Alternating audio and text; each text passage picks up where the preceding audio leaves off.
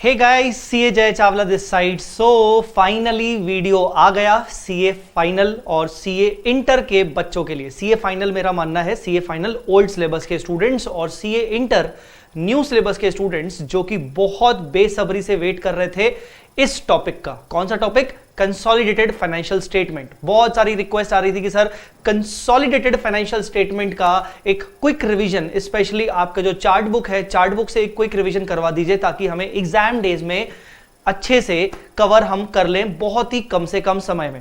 तो ये वीडियो में मैं आपको अपने चार्ट रिवीजन की जो मेरी बुक है उसमें से मैं आपको पूरा कंसोलिडेशन का रिवाइज करवाऊंगा, ठीक है ना। कम से कम समय में हम पूरा रिवाइज करेंगे, पर हम एक और इंपॉर्टेंट चीज का ध्यान रखेंगे कि रिवाइज करते वक्त हम कोई कॉन्सेप्ट को स्किप ना कर लें और हम जितने भी कॉन्सेप्ट को रिवाइज करें उनके साथ साथ हम थोड़ा सा फॉर्मेटिंग पर भी ध्यान दें कि जैसे एनालिसिस ऑफ प्रॉफिट बनाते वक्त क्या ध्यान रखना है, कौन सी चीज को कहां प्लस करना है, माइनस करना है, वगैरह वगैरह। कॉस्ट ऑफ कंट्रोल बनाते वक्त क्या ध्यान रखना है, माइनॉरिटी इंटरेस्ट बनाते वक्त क्या ध्यान रखना है, ठीक है ना। तो ये वीडियो में मैं आपको पूरा का पूरा ज्ञान बांटूंगा कंसोलिडेटेड फाइनेंशियल स्टेटमेंट्स का, ताकि लास्ट डे रिविजन्स पे आपको ये वीडियो बहुत काम आए।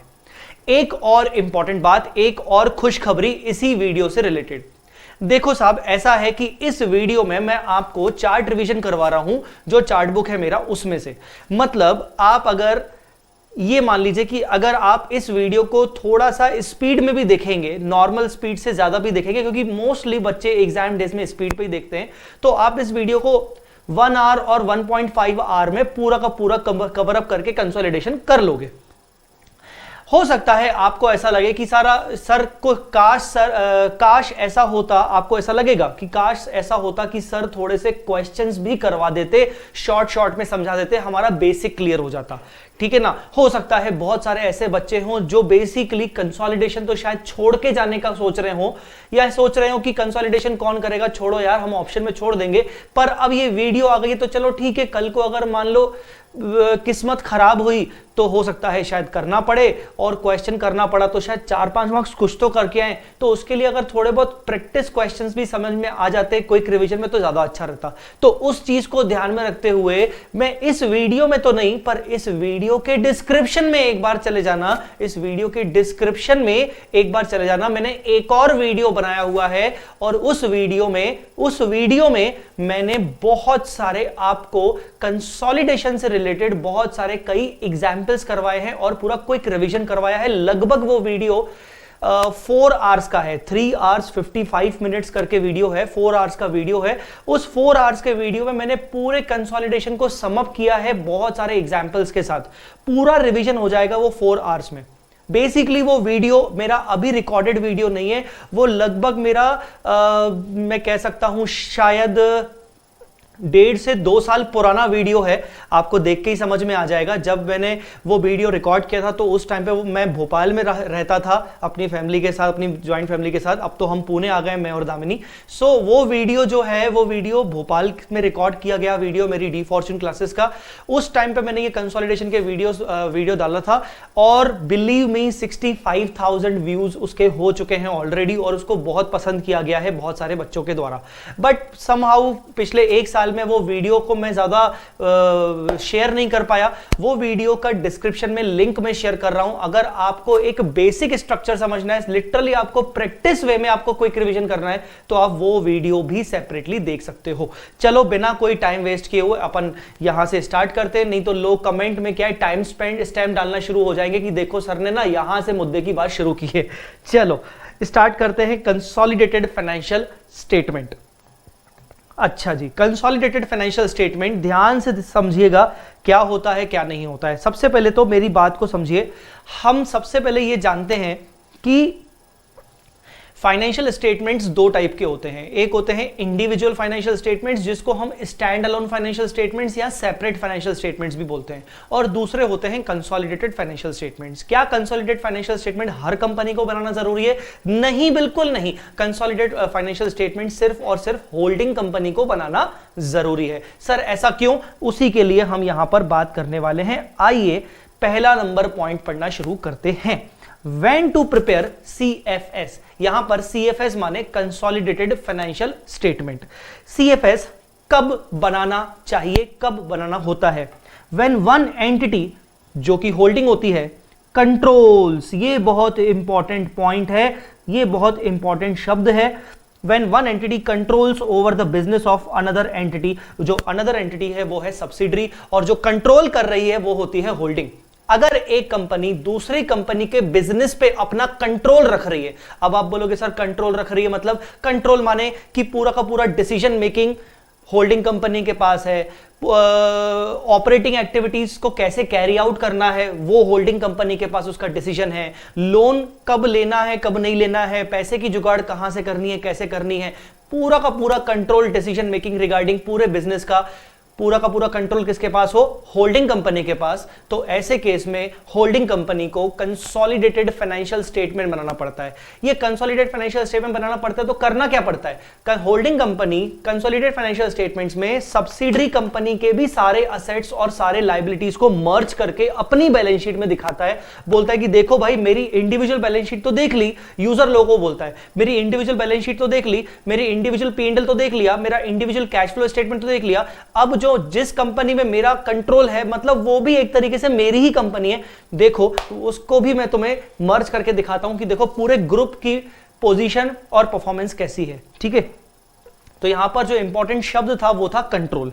सर अब ये कंट्रोल कहां से आएगा, होल्डिंग कंपनी को कंट्रोल कहां से आएगा? दो तरीके होते हैं कंट्रोल को गेन करने के, ये कंपनीज एक्ट में भी लिखे हुए हैं। कंट्रोल दो तरीके से आते हैं, कंट्रोल दो तरीके से आता है। पहला तरीका होता है कि अगर होल्डिंग कंपनी सब्सिडरी कंपनी के 50% से ज्यादा इक्विटी शेयर्स परचेज कर ले। इससे क्या होगा, इक्विटी शेयर्स में वोटिंग राइट छुपा होता है। अगर हम 50% से ज्यादा इक्विटी शेयर परचेज कर लेते हैं तो डेफिनेटली होल्डिंग कंपनी के पास 50% से ज्यादा वोटिंग राइट्स आ जाएंगे, और अगर 50% से ज्यादा वोटिंग राइट्स आ जाएंगे तो बेसिकली जो भी रिजोल्यूशन पास किया जाएगा सब्सिडरी कंपनी में, उसमें तो ऑर्डिनरी रिजोल्यूशन में तो हमें ऑर्डिनरी रिजोल्यूशन में क्या होता है, हमेशा 50% से ज्यादा वोट्स फेवर में लगते हैं। तो अगर हमारे पास 50% से ज्यादा वोट्स होंगे तो सबसे ज्यादा वोट्स अगर हमारे पास होंगे तो कोई भी रिजोल्यूशन को पास करना है नहीं करना है, सारी की सारी कंट्रोलिंग होल्डिंग कंपनी के पास आ जाएगी। तो बेसिकली अगर हम 50% से ज्यादा वोटिंग राइट्स अचीव कर लेते हैं तो हमारे पास कंट्रोल आ जाएगा। दूसरा मैंने बीच में और डाला है, दूसरा कंपनीज एक्ट के अनुसार कंट्रोल गेन करने का एक और तरीका है। पहला तरीका तो हम अगर सामने वाली कंपनी के इक्विटी शेयर्स परचेज कर लें, ठीक है ना, उसके लिए हमें इन्वेस्टमेंट करना पड़ेगा, उसके लिए हमें पैसा लगाना पड़ेगा, ठीक है ना, हम उसमें बाद में फिर से आएंगे। दूसरा तरीका यह बोला गया है कि बिना इन्वेस्टमेंट किए हुए, बिना पैसा लगाए के, अगर आपको अपने आप कंट्रोल मिल जाए, सब्सिडरी कंपनी के बोर्ड ऑफ डायरेक्टर्स को कंपोज करने का पावर मिल जाए।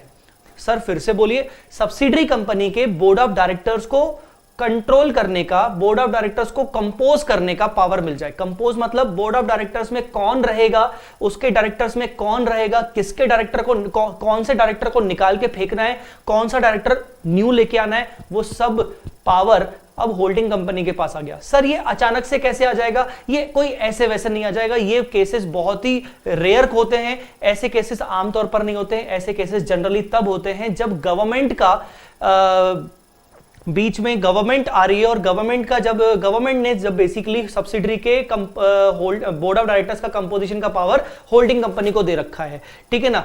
मतलब बेसिकली यहां पर गवर्नमेंट बीच में उंगली कर रही है। गवर्नमेंट चाहती है कि इस कंपनी के मैनेजमेंट को ठीक तरीके से संभालने के लिए उसकी भागदौड़ किसी दूसरी कंपनी को दे दी जाए। जैसे मैं आपको एक एग्जांपल दे दूं छोटा सा, कि येस बैंक के मैनेजमेंट, येस बैंक के बोर्ड ऑफ डायरेक्टर्स की कमान किसके पास है, एसबीआई के पास है, ठीक है ना। अगर मैं एज ए एग्जांपल दे रहा हूं कि ऐसा अगर है, पहले टू बी वेरी फ्रैंक ऐसा पहले था, बट अभी भी मतलब अगर आप शेयर होल्डिंग पैटर्न देखोगे तो एसबीआई के पास येस बैंक के शेयर होल्डिंग कम है, 50% से कम है, पर उसका जो मैनेजमेंट है वो किसके पास है, वो आज भी एसबीआई के पास है। आई मेरी बात समझ में कि नहीं? तो पूरा का पूरा मैनेज कौन करता है, एसबीआई करता है उसके बोर्ड ऑफ डायरेक्टर्स को, येस बैंक के, ताकि पूरा का पूरा डिसीजन मेकिंग किसके हाथ में रहे, एसबीआई के। तो बेसिकली ये जो तरीका है, इस तरीके में इन्वेस्टमेंट करने की जरूरत नहीं पड़ती है, पर अपने आप हमारे पास कंट्रोल आ जाता है, जिससे हम कंसोलिडेटेड फाइनेंशियल स्टेटमेंट्स बना सकते हैं। अच्छा, वापस आते हैं फर्स्ट वाले पे, जहां हम 50% से ज्यादा शेयर्स अक्वायर कर रहे हैं, तो 51 कर लें, 60 कर लें, 70 कर लें, 80 कर लें, 90 कर लें, 100 कर लें, कोई फर्क नहीं पड़ता। अगर हम इन्वेस्टमेंट करते हैं उसके शेयर्स में, तो डेफिनेटली देखो क्या लिखा हुआ है कि investment must be appeared in the SFS of holding. SFS यहां पर सेपरेट फाइनेंशियल स्टेटमेंट, ये कह रहा है कि अगर आप होल्डिंग कंपनी अगर सब्सिडरी कंपनी के फाइनेंशियल स्टेटमेंट इक्विटी शेयर्स में इन्वेस्टमेंट करेगी, तो डेफिनेटली होल्डिंग कंपनी की बैलेंस शीट में डेफिनेटली यहां पर इन्वेस्टमेंट इन सब्सिडरी दिखेगा। 100% पक्की बात है कि यहां पर इन्वेस्टमेंट इन सब्सिडरी दिखेगा ही दिखेगा, क्योंकि डेफिनेटली वो अपनी बुक्स में एक एंट्री पास करेगी, investment in equity shares of subsidiary account है बिट टू बैंक। तो बेसिकली ये जो इन्वेस्टमेंट अकाउंट है, ये इन्वेस्टमेंट बैलेंस शीट में दिखेगा, होल्डिंग कंपनी के separate financial statements, holding company के एसएफएस एच के एसएफएस में दिखेगा, ठीक है ना। पर अगर हमारे पास power to compose the board of directors आ चुका है, जिसके लिए हमने कोई इन्वेस्टमेंट नहीं किया, हमने कोई पैसा खर्च नहीं किया, जब पैसा खर्च नहीं किया, इन्वेस्टमेंट नहीं किया, तो कोई एंट्री नहीं हुई होगी, पर उसके बावजूद हमारे पास पावर है, हमारे पास कंट्रोल है, तो ऐसे केस में कोई इन्वेस्टमेंट तो दिखता नहीं है। No investment is appeared in the SFS of H. हमारी बुक्स ऑफ अकाउंट्स में, हमारे एच के बैलेंस शीट में कोई भी इन्वेस्टमेंट शो नहीं हो रहा है। फिर क्या, ऐसे केस में 100% माइनॉरिटी इंटरेस्ट माना जाएगा। माइनॉरिटी इंटरेस्ट कितना माना जाएगा? हमेशा 100% माना जाएगा, क्योंकि हमारा इन्वेस्टमेंट अगर शेयरिंग देखें तो 0% है, कंट्रोल हमारे पास है, पर इन्वेस्टमेंट 0% शेयरिंग है, ठीक है ना। तो माइनॉरिटी हमेशा 100% रहेंगे। जहां इन्वेस्टमेंट हम करते हैं तो वो डिपेंड करता है माइनॉरिटी कितना हो सकता है। अगर मान लीजिए हमने 70% इक्विटी शेयर्स खरीदे तो माइनॉरिटी 30% हो जाएगा। सो ये जो केस है, ये इस केस पर कोई क्वेश्चन इंस्टीट्यूट ने बनाया नहीं है, बट मैंने अपनी रेगुलर और फास्ट ट्रैक क्लासेस में बच्चों को करके बताया था कि माइनॉरिटी इंटरेस्ट अगर 100% हो तो फिर कैसे करते हैं, ठीक है।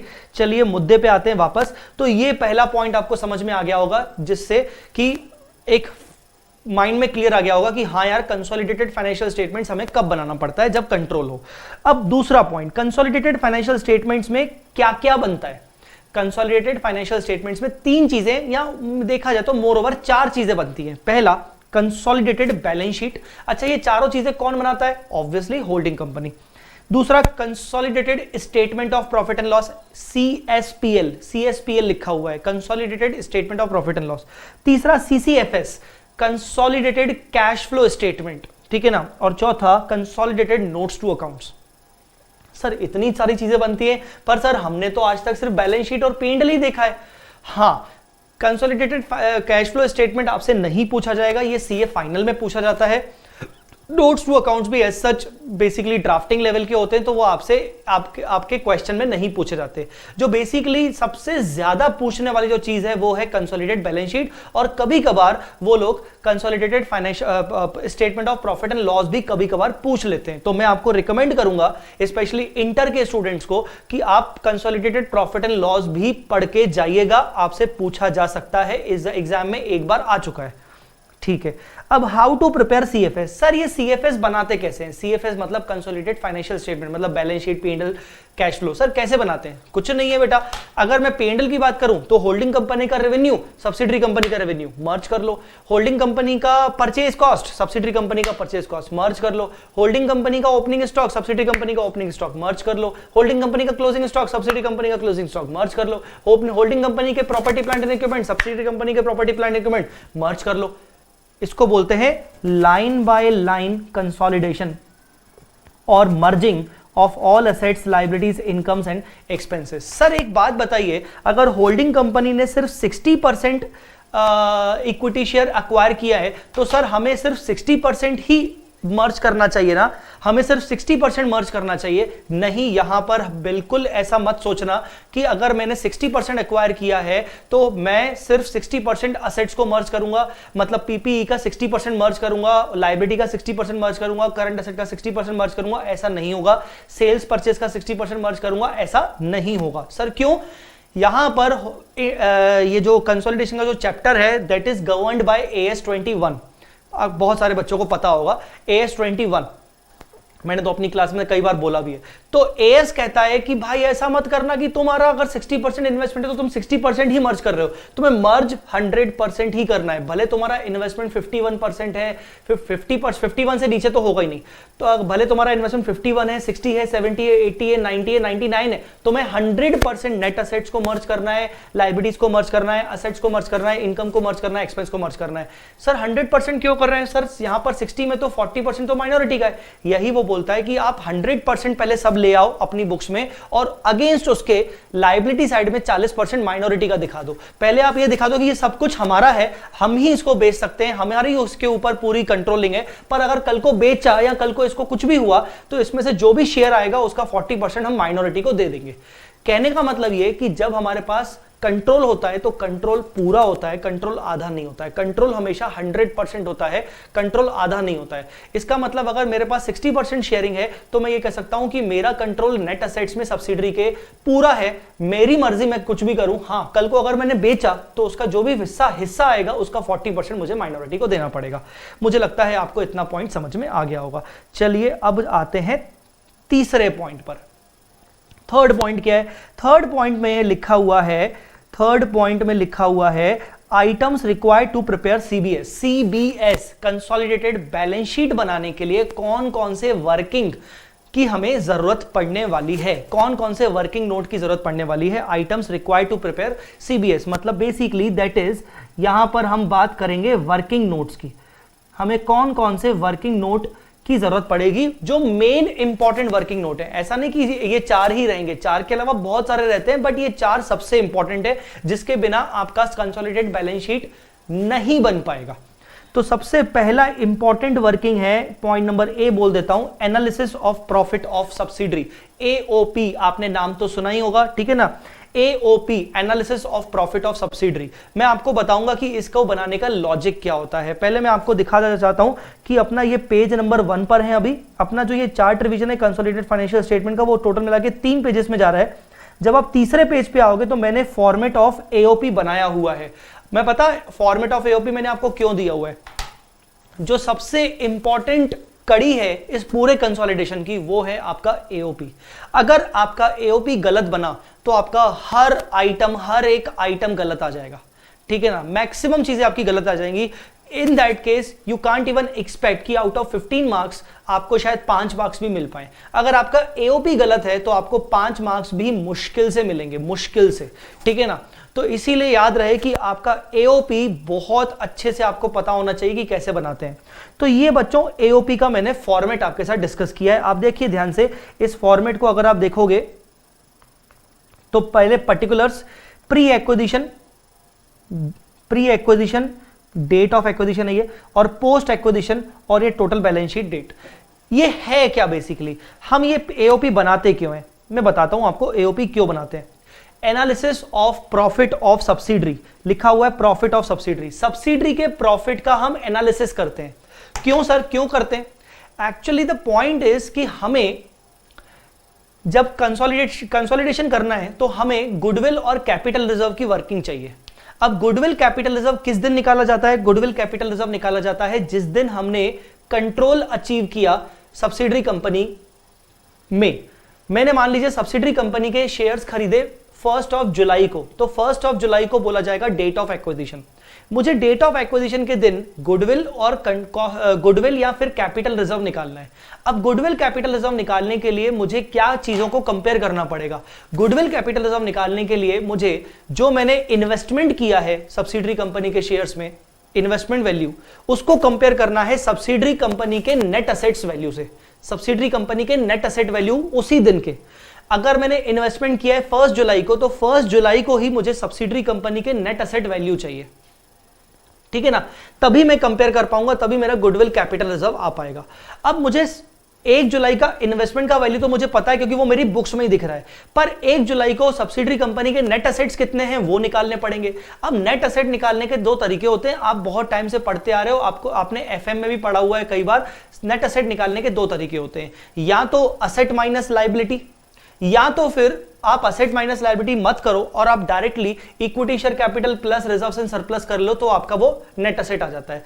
तो एओपी बनाने का कारण क्या है? एओपी बनाने का कारण ये है कि एओपी से हम क्या करते हैं कि हम डायरेक्ट नेट असेट निकालते हैं, असेट माइनस लायबिलिटी करके नहीं, हम निकालते हैं equity capital plus reserves and surplus. तो जो सब्सिडरी कंपनी के जो रिजर्व्स एंड सरप्लस होते हैं, मतलब प्रॉफिट्स होते हैं, वो प्रॉफिट्स में हमें प्रॉफिट चाहिए होता है up to the date of acquisition, मतलब सब्सिडरी कंपनी के टोटल प्रॉफिट्स जो दिए हुए हैं। अब मैं आपको जैसे बताऊं कि मेरा मान लीजिए डेट ऑफ एक्विजिशन है 1 जुलाई 2021, ठीक है ना, ये मेरा डेट ऑफ एक्विजिशन है। तो मुझे इस डेट ऑफ एक्विजिशन पे इन्वेस्टमेंट कॉस्ट चाहिए और दूसरा नेट असेट वैल्यू चाहिए।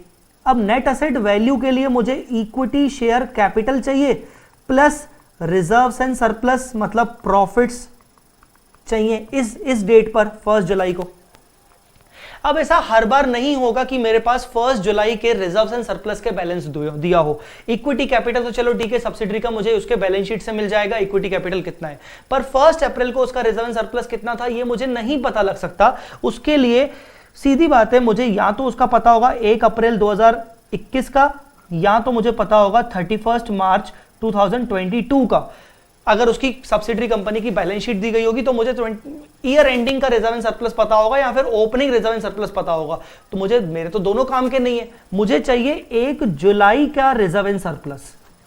उसके लिए मुझे क्या करना है, मुझे रिजर्व एंड सरप्लस पता नहीं, मुझे रिजर्व एंड सरप्लस निकालना है। मैं बनाऊंगा एओपी। एओपी मतलब एनालिसिस ऑफ प्रॉफिट, मतलब वही रिजर्व एंड सरप्लस। मैं सब्सिडरी कंपनी के प्रॉफिट का एनालिसिस करूंगा और उसके पूरे प्रॉफिट को 2 हिस्सों में डिवाइड करूंगा। पहला हिस्सा होगा प्री एक्विजिशन और दूसरा होगा पोस्ट एक्विजिशन। प्री एक्विजिशन मतलब यहां तक 1 जुलाई तक, प्री एक्विजिशन मतलब 1 जुलाई तक का जो प्रॉफिट है उसको मैं बोलूंगा प्री एक्विजिशन, और जो ये वाला पॉइंट है इसको मैं बोलूंगा पोस्ट एक्विजिशन। तो इसीलिए यहां पर देखिए, यहां पर वही लिखा है कि सब डिवाइडेड इनटू, जो एनालिसिस ऑफ प्रॉफिट होता है उसको 2 हिस्सों में हम सब डिवाइड करते हैं। एक होता है प्री एक्विजिशन पीरियड, एक होता है पोस्ट एक्विजिशन पीरियड। जैसा कि आप साथ साथ नीचे फॉर्मेट में भी देखेंगे, आपको ये प्री एक्विजिशन और पोस्ट एक्विजिशन दिख गया, ठीक है ना। अच्छा, ये हमें 2 हिस्सों में सब डिवाइड करना पड़ता है। मैंने नीचे लिखा भी है, refer format of AOP in page 3 of this topic. इसी टॉपिक के पेज 3 में आपको एओपी का फॉर्मेट मिल जाएगा। अभी मैं आपको जितना भी अभी समझाऊंगा वो एओपी के साथ साथ समझाऊंगा, डोंट वरी।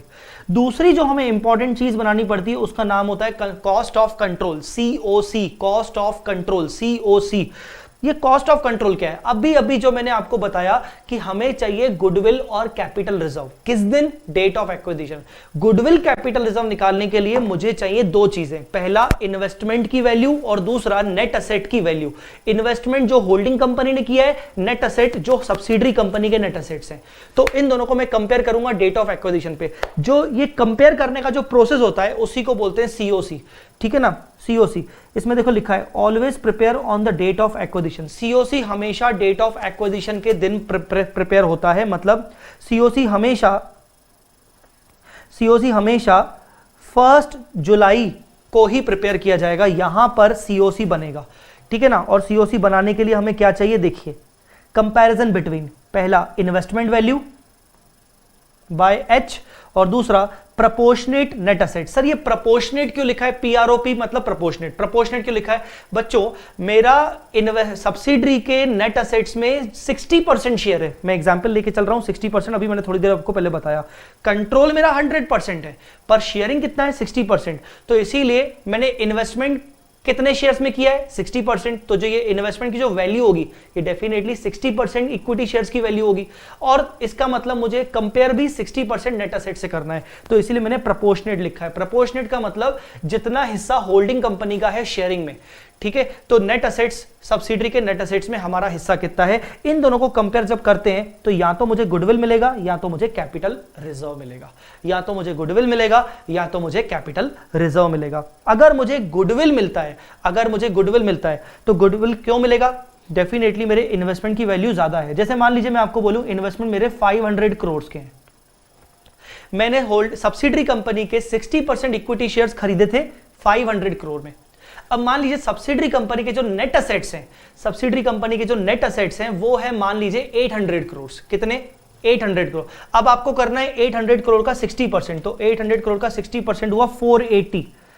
800 करोड़ का 60% हुआ 480। तो ध्यान से देखिए कि 500 करोड़ में मैंने इन्वेस्टमेंट किया है, जिसके बदले मेरे को दिख रहा है कि सब्सिडरी कंपनी के जितने भी नेट एसेट्स हैं उसमें मेरा 60% शेयर है 480 का, मतलब मैंने 20 करोड़ एक्सेस पे किया है। That excess is called goodwill.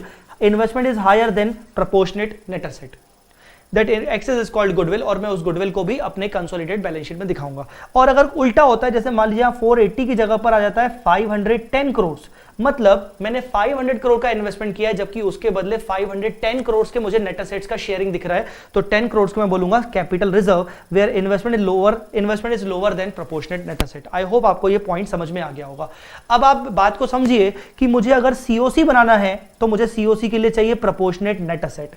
मुझे प्रोपोर्शनेट नेट एसेट के लिए चाहिए इक्विटी कैपिटल और उस दिन तक के प्रॉफिट्स। किस दिन तक के प्रॉफिट? डेट ऑफ एक्विजिशन तक के प्रॉफिट। अब ये उस दिन तक के प्रॉफिट मुझे कहां से मिलेंगे? उसके लिए मुझे एओपी बनाना ही पड़ेगा। इसीलिए मैंने आपको बोला कि अगर आपका एओपी गलत हो गया तो आपका एओपी अगर गलत होगा तो वो उसका फिगर आपका सीओसी में जाएगा, वो आपका गलत हो जाएगा। ठीक है, तो ये आपको ध्यान रखना है, ये आपको बहुत अच्छे से ध्यान रखना है कि आपका एओपी गलत ना हो, क्योंकि एओपी का ही प्रॉफिट आपके सीओसी में जाता है, प्री एक्विजिशन प्रॉफिट। ठीक है, अच्छा, तीसरा कौन सा वर्किंग नोट हमें बनाना चाहिए? तीसरा वर्किंग नोट बनाना चाहिए माइनॉरिटी इंटरेस्ट का। सर क्यों? बच्चों, हमने इन्वेस्टमेंट किया है 60%, तो 40% किसका है? माइनॉरिटी का। हम बैलेंस शीट में असेट्स कितने दिखा रहे हैं? 100%, पर हमारा शेयरिंग कितना है? 60%। तो इसका मतलब हमें बैलेंस शीट में अगर हम नेट असेट्स दिखा रहे हैं 100%, तो उसके अपोजिट हमें माइनॉरिटी 40% दिखाना पड़ेगा। बैलेंस शीट में माइनॉरिटी दिखाने का लॉजिक सिंपल सा ये है कि हम ये बताते हैं कि वैसे तो हमारा शेयर 60% है, पर हमारा कंट्रोल सारी एसेट और लायबिलिटी में 100% है। मतलब हमारी मर्जी, हम इन असेट्स लायबिलिटीज को कैसे सेटल करेंगे, रियलाइज करेंगे, ये हमारी मर्जी, हम चलाएंगे अपनी। तो इसलिए हम 100% अपने बुक्स में दिखा देते हैं। पर हम बोलते हैं कि कल को अगर हमने इसको सेटल कर दिया, हमें कल को रियलाइज हो गया असेट से पैसा, तो उसका 40% माइनॉरिटी को हमें देना पड़ेगा। तो इसलिए हम माइनॉरिटी को एज अ लायबिलिटी की तरह दिखाते हैं। तो सर क्या माइनॉरिटी लायबिलिटी साइड में दिखता है? माइनॉरिटी लायबिलिटी साइड में दिखता है, तो जो लायबिलिटी साइड होता है वो होता है इक्विटी एंड लायबिलिटी। तो टेक्निकली माइनॉरिटी जो होता है वो लायबिलिटी से पहले इक्विटी के नीचे दिखता है। ठीक है ना, जैसे आप equity, share capital, reserves and surplus, share application money, pending allotment, share warrants, उसके बाद आप दिखाते हो माइनॉरिटी इंटरेस्ट। ठीक है, माइनॉरिटी इंटरेस्ट कैसे निकालते हैं? सीधी सीधी बात है, अगर मैंने सीओसी में नेट असेट्स का 40% अपने पास दिखा दिया, तो नेट असेट्स का ही प्रोपोर्शनेट शेयर सब्सिडरी में, सब्सिडरी के नेट असेट्स का जो प्रोपोर्शनेट शेयर होगा, मतलब 40%, वो आपका माइनॉरिटी में दिख जाएगा। हमारे एग्जाम्पल में माइनॉरिटी अभी हम 40% ले रहे हैं। ठीक है, और लास्ट बट नॉट लीस्ट आपको एक consolidated reserves and surplus of holding company बनाना पड़ता है। सर ये क्यों बनाना पड़ता है? Try to understand. मैंने जैसे आपको बोला, ध्यान से सोचिएगा, मैंने आपको बोला ये आपकी सब्सिडरी कंपनी है, ये आपकी सब्सिडरी कंपनी है। सब्सिडरी कंपनी का 1/4/2021 में मान लीजिए रिजर्व्स एंड सरप्लस था 1,50,000 और 31 मार्च 2022 में ईयर एंडिंग 2022 में reserve and surplus was suppose 2,70,000. Now if you can see properly, opening balance was 150, closing balance was 270. That means the year profit of the year, that means annual profits is something around 50 plus 70, that is 120, something around 120। अब ये 120 के profit में भी हमें 1 जुलाई तक का अलग होगा और बाकी का अलग होगा। समझ रहे हो कि नहीं? मान लीजिए 120 में से भी जो पोस्ट वाला प्रॉफिट है, पोस्ट वाला, वो हो गया 90 और ये जो हो गया ये हो गया 30। ठीक है ना, मतलब हम ये कह सकते हैं कि 1 अप्रैल 2021 को 1 अप्रैल 2021 the reserve and surplus was 150, considering 3 months profit of 30, as on 1st July the reserve and surplus balance is 180. Now what is this? This is your pre-acquisition profit. ये प्री एक्विजिशन प्रॉफिट आपको कहां पर काम आएगा? ये pre acquisition profit आपको काम आएगा यहां पर equity share capital plus reserves and surplus. This reserve and surplus is nothing, it is a pre acquisition profit. आई बात समझ में? क्लियर हुआ कि नहीं? तो हम इसका 60% और 40% अलग अलग कर देंगे। पर व्हाट अबाउट दिस? अब द क्वेश्चन अराइज कि इस पोस्ट एक्विजिशन प्रॉफिट का क्या होगा। क्वेश्चन ये है कि इस पोस्ट एक्विजिशन प्रॉफिट का क्या करेंगे, क्योंकि हमने तो यहां तक का अकाउंट फॉर कर लिया। सब्सिडरी का टोटल प्रॉफिट तो 270 है ना, और हमने कितना अकाउंट फॉर किया है? हमने अकाउंट फॉर किया अभी तक सिर्फ 180 का। तो बाकी का 90,000 का क्या होगा?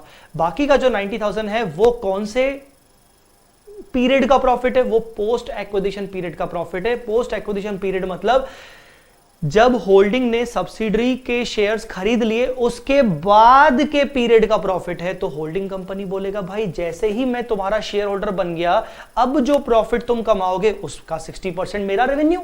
मतलब अगर सब्सिडरी कुछ प्रॉफिट अर्न कर रहा है तो उसमें होल्डिंग कंपनी अपना शेयर दिखाएगा। तो इस 90 के भी बेसिकली दो हिस्से होते हैं, एक 60% और एक 40%। जो 60% होगा वो कहां जाएगा? वो ऑब्वियसली होल्डिंग कंपनी अपने प्रॉफिट एंड लॉस में ले जाएगा। तो इसीलिए हम यहां पर बनाते हैं consolidated reserves and surplus of holding company. Holding company के कंसोलिडेटेड रिजर्व एंड सरप्लस का मतलब होता है कि होल्डिंग कंपनी का इंडिविजुअल प्रॉफिट एंड लॉस कितना है, प्लस होल्डिंग कंपनी को सब्सिडरी के पोस्ट एक्विजिशन पीरियड के प्रॉफिट में कितना शेयर मिला। Post acquisition profit share of H in AOP of S shall be added. Subsidiary के टोटल प्रॉफिट में से जो पोस्ट एक्विजिशन प्रॉफिट है उसमें तो मेरा हिस्सा भी है, क्योंकि मैं तुम्हारा शेयर होल्डर हूं। तो वो हिस्सा अगर मैं अपने P&L बैलेंस में ऐड कर दूं, अपने इंडिविजुअल बैलेंस में ऐड कर दूं, तो ये बन जाएगा कंसोलिडेटेड रिजर्व एंड सरप्लस या कंसोलिडेटेड प्रॉफिट एंड लॉस। तो ये चार इंपॉर्टेंट वर्किंग आपका मेन, चार जैसे बोलते हैं ना पिलर्स होते हैं, चार फाउंडेशंस, जो चार पिलर्स होते हैं, these 4 are the pillars to prepare consolidated balance sheet. आई बात समझ में? ठीक है, मैं आपको 2 मिनट से भी कम टाइम दूंगा, एक बार देख लीजिए फिर आगे बढ़ते हैं।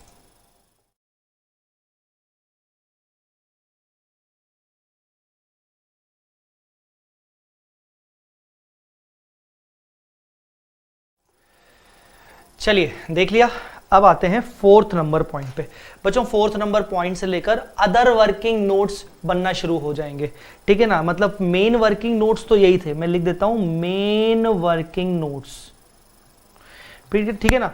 अब अदर वर्किंग नोट बनना शुरू हो जाएंगे। ये अदर वर्किंग नोट बनाने से पहले मैं आपको थोड़ा सा ले जाना चाहता हूं, समझाना चाहता हूं फॉर्मेट ऑफ एओपी पे। आप ध्यान से देखिए फॉर्मेट ऑफ एओपी को, ध्यान से देखिए। कुल मिला के मेन 3 कॉलम है, एक तो प्री एक्विजिशन वाला कॉलम, एक पोस्ट एक्विजिशन वाला कॉलम, और एक टोटल बैलेंस शीट क्लोजिंग वाला कॉलम। जो ये टोटल बैलेंस शीट डेट है ना, ये क्लोजिंग डेट है। अब करना क्या है, हमें चाहिए balance of reserves and surplus of subsidiary. हम सब्सिडरी के रिजर्व्स एंड सरप्लस के बैलेंस से शुरुआत करते हैं, ठीक है ना। मेरा हाथ थोड़ा सा कट रहा होगा, आप समझ गए होंगे। Balance of reserves and surplus of subsidiary, subsidiary के रिजर्व्स एंड सरप्लस से हम शुरुआत कर रहे हैं। सब्सिडरी के रिजर्व्स एंड सरप्लस का क्लोजिंग बैलेंस हमें आराम से मिल जाएगा, क्योंकि उसकी बैलेंस शीट के अकॉर्डिंग हम ले लेंगे, बैलेंस शीट डेट के अकॉर्डिंग ले लेंगे। उसका ओपनिंग बैलेंस जो भी होगा वो हम यहां लिख देंगे, ओपनिंग बैलेंस, ठीक है ना। हम एक एग्जाम्पल लेके चल रहे हैं कि हमारा जो डेट ऑफ एक्विजिशन है वो है 1 जुलाई, ठीक है ना, और फाइनेंशियल ईयर है 21-22। तो बेसिकली जो ओपनिंग बैलेंस हुआ वो होगा 1 अप्रैल 21। तो ये 1 अप्रैल 21 का बैलेंस आप यहां लिखोगे। अब जरूरी नहीं कि हमेशा आपको ओपनिंग बैलेंस ही दिया रहे, हो सकता है आपको डेट ऑफ एक्विजिशन का भी बैलेंस आपको बता दिया जाए। अगर बता दिया जाए तो बहुत अच्छी बात है, वही लिख देंगे, और अगर वो नहीं है तो हम ओपनिंग बैलेंस लिख लेंगे।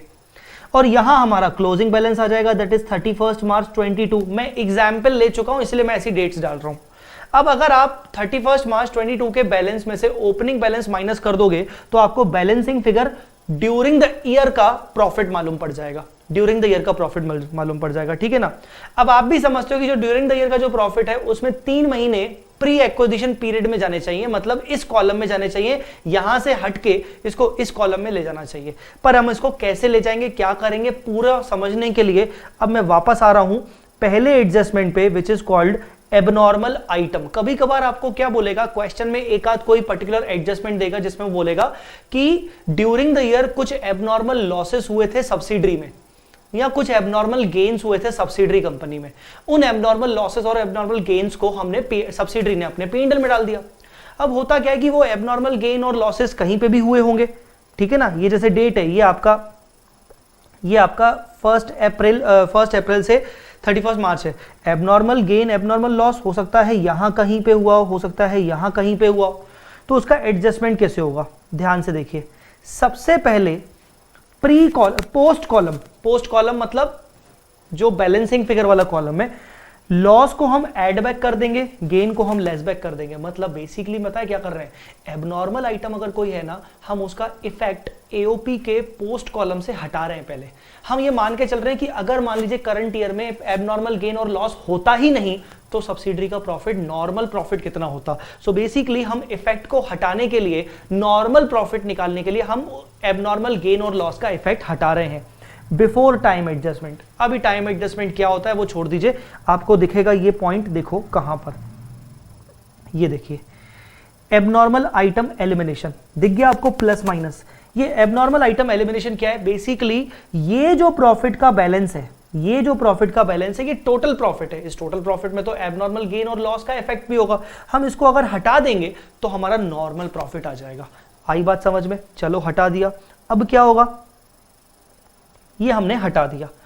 अब करेंगे हम टाइम एडजस्टमेंट। सर ये टाइम एडजस्टमेंट क्या होता है, टाइम एडजस्टमेंट का मतलब जैसे मैंने अभी आपको बताया यहां पर कि जो मेरा प्रॉफिट आ रहा है, मेरा मान लीजिए यहां पर प्रॉफिट आ रहा है 1,20,000 का। अब मैं जानता हूं कि ये प्रॉफिट मेरा 12 महीने का प्रॉफिट है, ये प्रॉफिट मेरा 12 महीने का प्रॉफिट है, जिसमें से 3 मंथ्स, इनिशियल 3 मंथ्स अप्रैल मई June belongs to the pre acquisition, it belongs to the pre acquisition. तो इस 12 महीने के प्रॉफिट में से मुझे 3 मंथ्स का प्रॉफिट प्री एक्विजिशन के कॉलम में ट्रांसफर करना है। तो मैं क्या करूंगा, मुझे कायदे से 120 का टाइम एडजस्टमेंट करना पड़ेगा, ये सोचते हुए कि 120 में से 3 मंथ्स का प्रॉफिट कितना है, 9 मंथ्स का प्रॉफिट कितना है। तो ये इसको बोलते हैं टाइम एडजस्टमेंट करना, जब हम अपने करंट ईयर के प्रॉफिट को डिवाइड करते हैं प्री में और पोस्ट में। अब जब मैं इसको डिवाइड करूंगा तो उससे पहले मैं एबनॉर्मल आइटम का इफेक्ट हटा रहा हूं। क्यों, क्योंकि मैं एबनॉर्मल आइटम को टाइम एडजस्ट नहीं कर सकता हूं, क्योंकि टाइम एडजस्टमेंट करने के लिए मुझे चाहिए नॉर्मल प्रॉफिट। नॉर्मल प्रॉफिट क्यों चाहिए, क्योंकि नॉर्मल प्रॉफिट का हम अजम्पशन लेते हैं कि चलो यार ये एक ऐसा प्रॉफिट है जो हर महीने सेम हो सकता है। एबनॉर्मल गेन एबनॉर्मल लॉस थोड़ी हर महीने होता है, इसीलिए हम एबनॉर्मल आइटम का इफेक्ट हटा रहे हैं ताकि हम सही प्रॉफिट का टाइम एडजस्टमेंट कर सकें। तो आप ध्यान से देखिए, यहां पर आता है आपका टाइम एडजस्टमेंट। इसके ऊपर जो कुछ और आपको एडजस्टमेंट दिख रहा है वो भी मैंने डिस्कस नहीं किया, वो भी धीरे धीरे आपको समझ में आएंगे। तो हम टाइम एडजस्टमेंट करते हैं जिससे हम समझ में आ जाते हैं कि कितने महीने का प्रॉफिट इस वाले में से निकालकर, ये ब्लू में से निकालकर रेड में डाल देंगे। ठीक है, टाइम एडजस्टमेंट हो गया। Now restate after time. हमने एक बार 3 महीने का प्रॉफिट प्री कॉलम में ले गए, उसके बाद जो हमने यहां पर एबनॉर्मल गेन और लॉस को हटाया था, एलिमिनेट किया था, वापस से उसको डालना पड़ेगा, क्योंकि अल्टीमेटली वो पार्ट ऑफ द प्रॉफिट और लॉस है ना। तो इसीलिए अगर आपने पहले लॉस को ऐड बैक किया था तो अब आप लॉस को लेस बैक करोगे, अगर आपने पहले गेन को लेस किया था तो अब आप ऐड बैक करोगे। ठीक है ना, लॉस को लेस, गेन को ऐड। इन प्री कॉलम और post column depends on the date of occurrence of abnormal item. अब आपका एबनॉर्मल आइटम मान लो यहां हुआ था, यहां पर, तो ये तो प्री वाला है तो आप प्री में से कर दोगे। आपका यहां हुआ था तो ये तो पोस्ट वाला पीरियड है, तो आप पोस्ट वाले पीरियड में वापस से उसका इफेक्ट दोगे। सो फिर से बोल रहा हूं, एबनॉर्मल आइटम का क्या होता है, एबनॉर्मल आइटम्स अगर कभी होते हैं तो सबसे पहले पोस्ट कॉलम, हमेशा पोस्ट कॉलम में से उसका इफेक्ट हटाया जाएगा। फिर नॉर्मली पोस्ट कॉलम का टाइम एडजस्टमेंट होगा, time adjustment of post column, और टाइम एडजस्टमेंट करने के बाद वापस से उस एबनॉर्मल आइटम को रीस्टेट करेंगे, मतलब वापस से उसका इफेक्ट डालेंगे। कहां, प्री में अगर वो प्री पीरियड में हुआ था, या पोस्ट में अगर वो पोस्ट पीरियड में हुआ था। ठीक है, ये है आपका एबनॉर्मल आइटम। मैं अगर आप एओपी में जाएंगे तो आपको देखेंगे, वापस से देखिए ये एबनॉर्मल आइटम आ गया। मतलब मैं इसको कनेक्ट कर रहा हूं, ये देखिए हमने पहले एबनॉर्मल आइटम का इफेक्ट हटाया। कहां से हटाया, कहां से हटाया, पोस्ट कॉलम से। फिर उसका इफेक्ट वापस से डाल दिया यहां या यहां। ठीक है बेटा, तो ये है आपका एबनॉर्मल आइटम। चलिए इसके बाद हम पढ़ते हैं क्या है। नेक्स्ट एडजस्टमेंट है आपका कंसोलिडेशन का क्वेश्चन। इतना बड़ा क्यों होता है? क्योंकि उसमें कई सारे आपको बहुत सारे एडजस्टमेंट्स देगा, आपको सभी एडजस्टमेंट्स को अच्छे से निपटाना है। Next adjustment is rectification of error. Sir ये क्या है? Rectification of error is like आपको वो कोई गलती बताएगा कि सब्सिडरी ने अपना प्रॉफिट एंड लॉस बनाते वक्त डेप्रिसिएशन सही चार्ज नहीं किया, या रिपेयर के खर्चे को उन्होंने कैपिटलाइज कर दिया। कैपिटलाइज करने से प्रॉफिट उसका गलत आ रहा है क्योंकि वो रेवेन्यू, रिपेयर का खर्चा एक्चुअली कैपिटलाइज नहीं होना चाहिए था, उसको पूरा P&L में ले जाना चाहिए था, हमने उसको कैपिटलाइज कर दिया, अब सिर्फ डेप्रिसिएशन आ रहा है। ये हो गई गड़बड़। सैलरी को बुक नहीं किया, प्रोविजन नहीं बनाया, तो कुछ ना कुछ रेक्टिफिकेशन ऑफ एरर होगा। अब एक बात बताइए, अगर रेक्टिफिकेशन ऑफ एरर है तो इस मतलब कुछ एरर है तो उसको रेक्टिफाई तो करना पड़ेगा। तो रेक्टिफाई जब तक नहीं करेंगे तब तक हमारा प्रॉफिट ठीक तरीके से निकलेगा नहीं। तो क्या लिखा है? Adjust the post column profit before time adjustment. अगर आप अपने एरर को रेक्टिफाई करना चाहते हो तो डेफिनेटली वो उस एरर ने आपके करंट ईयर के प्रॉफिट को खराब किया है। तो आपका देखो करंट ईयर का प्रॉफिट कौन सा है? आपका करंट ईयर का प्रॉफिट ये 120 है। ये जो 120 का प्रॉफिट आ रहा है ये तो गलत है। अगर आप गलत प्रॉफिट का टाइम एडजस्टमेंट कर लोगे तो सब गड़बड़ हो जाएगी। इसीलिए टाइम एडजस्टमेंट करने से पहले आप रेक्टिफिकेशन कर लो। इसीलिए देखो दूसरा जो इफेक्ट आपको दिखेगा वो ये दिखेगा, डबल मैंने टिक लगा दिया, rectification of error, rectification of error आ गया। ठीक है, आई बात समझ में? इसको छोड़ो, रेक्टिफिकेशन ऑफ एरर आ गया। बच्चों क्लियर? तो ये रेक्टिफिकेशन ऑफ एरर आपको करना जरूरी है इसमें। क्लियर? जब तक आप एरर को रेक्टिफाई नहीं करोगे आपका प्रॉफिट ठीक नहीं आएगा, आपका प्रॉफिट ठीक नहीं आएगा, आप टाइम एडजस्टमेंट नहीं कर पाओगे। इसलिए लिखा हुआ है कि पोस्ट कॉलम वाले प्रॉफिट को रेक्टिफाई करो before time adjustment. Sir rectify करने का तरीका कैसे होगा? जैसे मान लीजिए उन्होंने बोला कि रिपेयरिंग एक्सपेंडिचर हमने किया था 20,000 का, उसको हमने P&L में चार्ज ना करके हमने गलती से कैपिटलाइज कर दिया। ओहो, गलती से कैपिटलाइज कर दिया पीपीई की कॉस्ट में, और उसके ऊपर डेप्रिसिएशन चार्ज हो गया 10%। इसका मतलब 20,000 का अगर एक्सपेंडिचर P&L में जाता तो हमारा प्रॉफिट 20,000 से कम होता, पर वो चला गया असेट की कॉस्ट में, और असेट की कॉस्ट में चला गया तो असेट की कॉस्ट बढ़ गई और उस पर हायर डेप्रिसिएशन सिर्फ 2,000 रुपए का लगा। सो देखा जाए तो 18,000 का डिफरेंस आ रहा है P&L में। हमारा नेट प्रॉफिट 18,000 से कम होना चाहिए, क्योंकि वैसे रिपेयरिंग हमें 20,000 डालना था पर वो डेप्रिसिएशन के रूप में सिर्फ 2,000 गया है, तो हमें 18,000 का रिपेयरिंग और माइनस करना चाहिए। तो हम क्या करेंगे? हम पोस्ट कॉलम में 18,000 माइनस कर देंगे, दैट्स इट।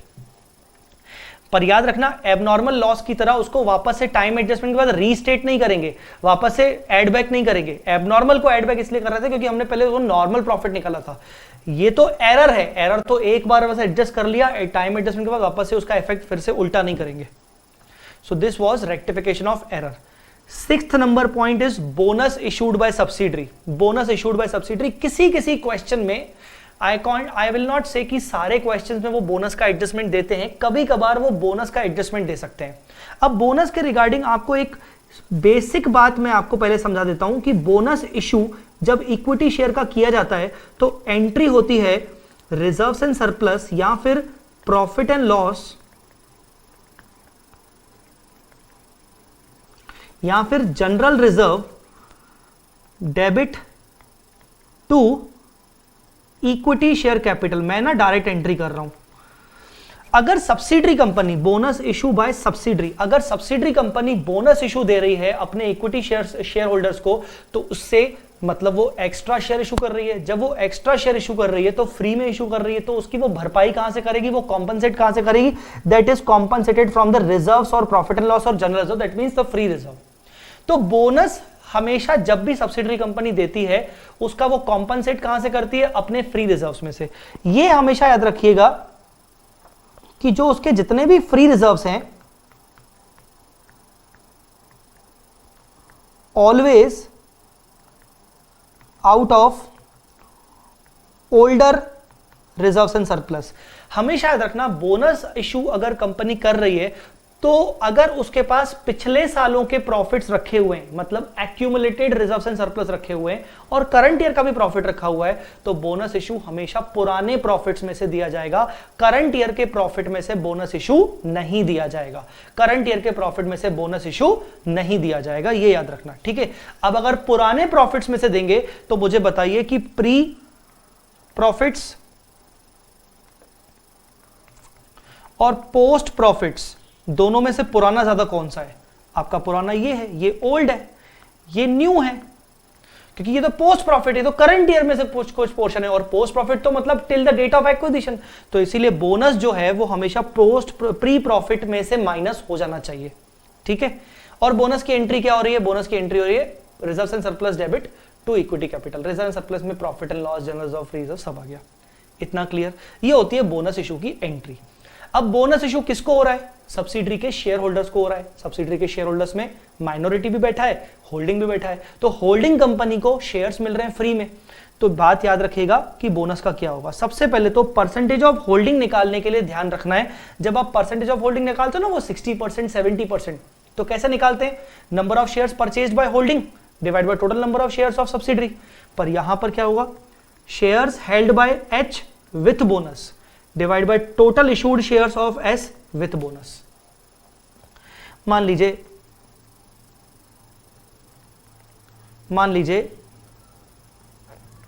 सब्सिडरी के इक्विटी शेयर्स बिफोर बोनस थे 1 लाख, इन्वेस्टमेंट इन 60,000, तो कैसे निकालोगे? 60,000 डिवाइड बाय 1 लाख इन 200, तो ये 60% आया। बहुत अच्छी बात है। सब्सिडरी ने बोनस इशू किया 25,000 का, तो बचाओ एच गॉट, एच को कितना मिलेगा? सीधी बात है 25 इंटू 60%, 15। अब हो सकता है वो क्वेश्चन में आपको बोले H holds total 75,000 shares as at end of year. याद रखना ये बोल रहा है होल्ड्स। होल्ड्स का मतलब एच के पास टोटल शेयर 75 रखे हैं ईयर एंड पे, मतलब ये 75 परचेज्ड नहीं है, परचेज प्लस बोनस भी है। इसमें ये नहीं लिखा है कि एच हैज परचेज्ड 75, तो हम परसेंटेज कैसे निकालेंगे? हम परसेंटेज निकालेंगे 75 डिवाइडेड बाय 125 इंटू 100, जो कि आपका 60% ही आएगा। तो परसेंटेज निकालने के लिए याद रखना है कि अगर आप न्यूमरेटर विथ बोनस ले रहे हो तो डिनोमिनेटर भी विथ बोनस लोगे, अगर आप न्यूमरेटर विदाउट बोनस ले रहे हो तो डिनोमिनेटर भी विदाउट बोनस लोगे। आई बात समझ में? ठीक है, यहां तक आपको क्लियर हो गया होगा। अच्छा, मैं क्या करता हूं, एओपी के साथ साथ मैं आपको ना एक फॉर्मेट कॉस्ट ऑफ कंट्रोल का भी बता देता हूं। बहुत सारे बच्चे बोलेंगे सर वो कैसे बनता है, तो आप देख लीजिए, इन्वेस्टमेंट वैल्यू और कॉस्ट बाय एच। आपने इन्वेस्टमेंट वैल्यू लिखा यहां पर, इसमें से आप क्या कंपेयर करते हो? हमने अभी सीओसी में पढ़ा था, हम कंपेयर करते हैं proportionate net assets of subsidiary. अब ये क्या होता है? सब्सिडरी के नेट असेट्स में हम सबसे पहले लिखेंगे equity share capital including bonus. यहां पर आप उसको इंक्लूडिंग बोनस लिखोगे, अगर उसने बोनस दिया है तो उसमें 60% हिस्सा, और साथ साथ pre acquisition share of H in S, यहां ये लिखते हो आप। आई बात समझ में? प्री एक्विजिशन शेयर ये कहां से आएगा? From AOP. अभी मैं आपको याद दिलाऊंगा, ठीक है। तो मेरा बोलना था इक्विटी शेयर कैपिटल जब भी लिखोगे वो विथ बोनस लिखोगे। अच्छा, सीओसी के अलावा अगर आपको ये बताया जाए कि सर माइनॉरिटी इंटरेस्ट कैसे निकलता है, तो माइनॉरिटी इंटरेस्ट की भी वर्किंग कुछ ऐसी बनती है। माइनॉरिटी इंटरेस्ट का मतलब क्या होता है? Proportionate share of net assets. तो हम बनाते हैं कि भाई equity share capital including bonus, इसमें pre acquisition share plus post acquisition share from AOP, from AOP. ये अभी मैं आपको बताऊंगा कि कैसे आया, ठीक है। चलिए वापस आते हैं बोनस पे। अब बोनस का एडजस्टमेंट क्या होगा, वो आपको कहेगा कि during the year subsidiary company ने बोनस इशू किया, सब्सिडरी कंपनी ने बोनस इशू किया, पर उसकी एंट्री पास नहीं हुई।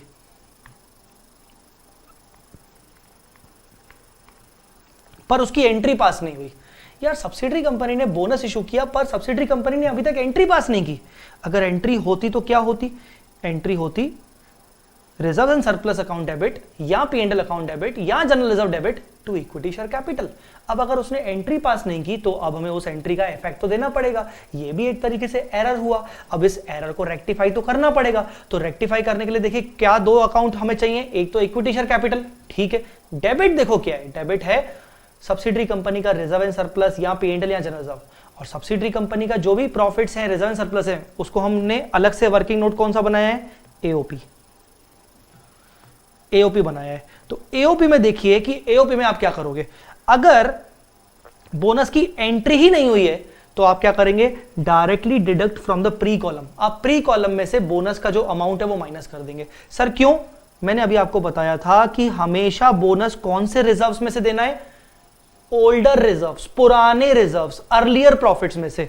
और अर्लियर प्रॉफिट्स मैंने अभी आपको थोड़ी देर पहले बताया कि बताइए ओल्डर कौन से होते हैं, प्री वाले। तो इसीलिए मैं आपको कह रहा हूं कि अगर बोनस की एंट्री नहीं हुई है तो डायरेक्टली बोनस का जो अमाउंट है वो आप एओपी के प्री कॉलम में से डायरेक्टली माइनस कर देंगे। ये वाला बोनस इशू, ये वाला अमाउंट, ठीक है ना, डायरेक्टली आप माइनस कर देंगे। क्लियर बेटा, डायरेक्टली आप माइनस कर देंगे। और सर दूसरा इफेक्ट क्या होगा, दूसरा इफेक्ट जो होगा वो इसकी इक्विटी शेयर कैपिटल वाला जो इफेक्ट होगा उसका इफेक्ट हमने सीओसी में अभी नीचे यहां पर दे दिया। देखो हम जब इक्विटी कैपिटल ले रहे हैं सब्सिडरी का, इक्विटी कैपिटल ऑफ एस, उसमें हम इंक्लूडिंग बोनस ले रहे हैं, और यहां पर इक्विटी कैपिटल ऑफ एस ले रहे हैं वो भी इंक्लूडिंग बोनस ले रहे हैं, तो हमने यहां पर दूसरा इफेक्ट दे दिया, ठीक है साहब। पर अगर वो बोले कि हमने एंट्री पास कर ली है, मान लीजिए वो बोले कि हमने एंट्री पास कर ली है, तो सर फिर तो सब सही है। सही नहीं है, एक गड़बड़ है, एक गलती हो चुकी है। पता है क्या, देखो क्या गलती हुई है। ये है reserve and surplus of subsidiary. 1/4/21 का जो ओपनिंग बैलेंस था that was 150 suppose, and the closing balance was 270, that is 31st March 22, and we know our date of acquisition is 1st July, ठीक है।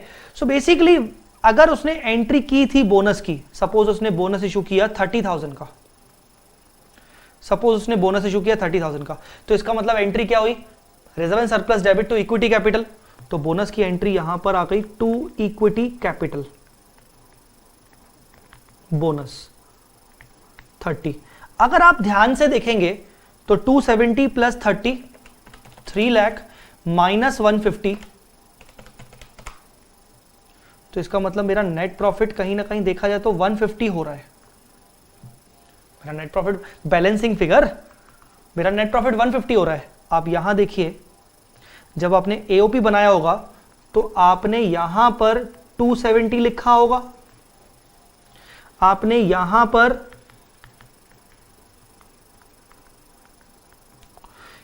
आपने 150 लिखा होगा, तो इसका मतलब यहां पर आपका 120 आ रहा होगा।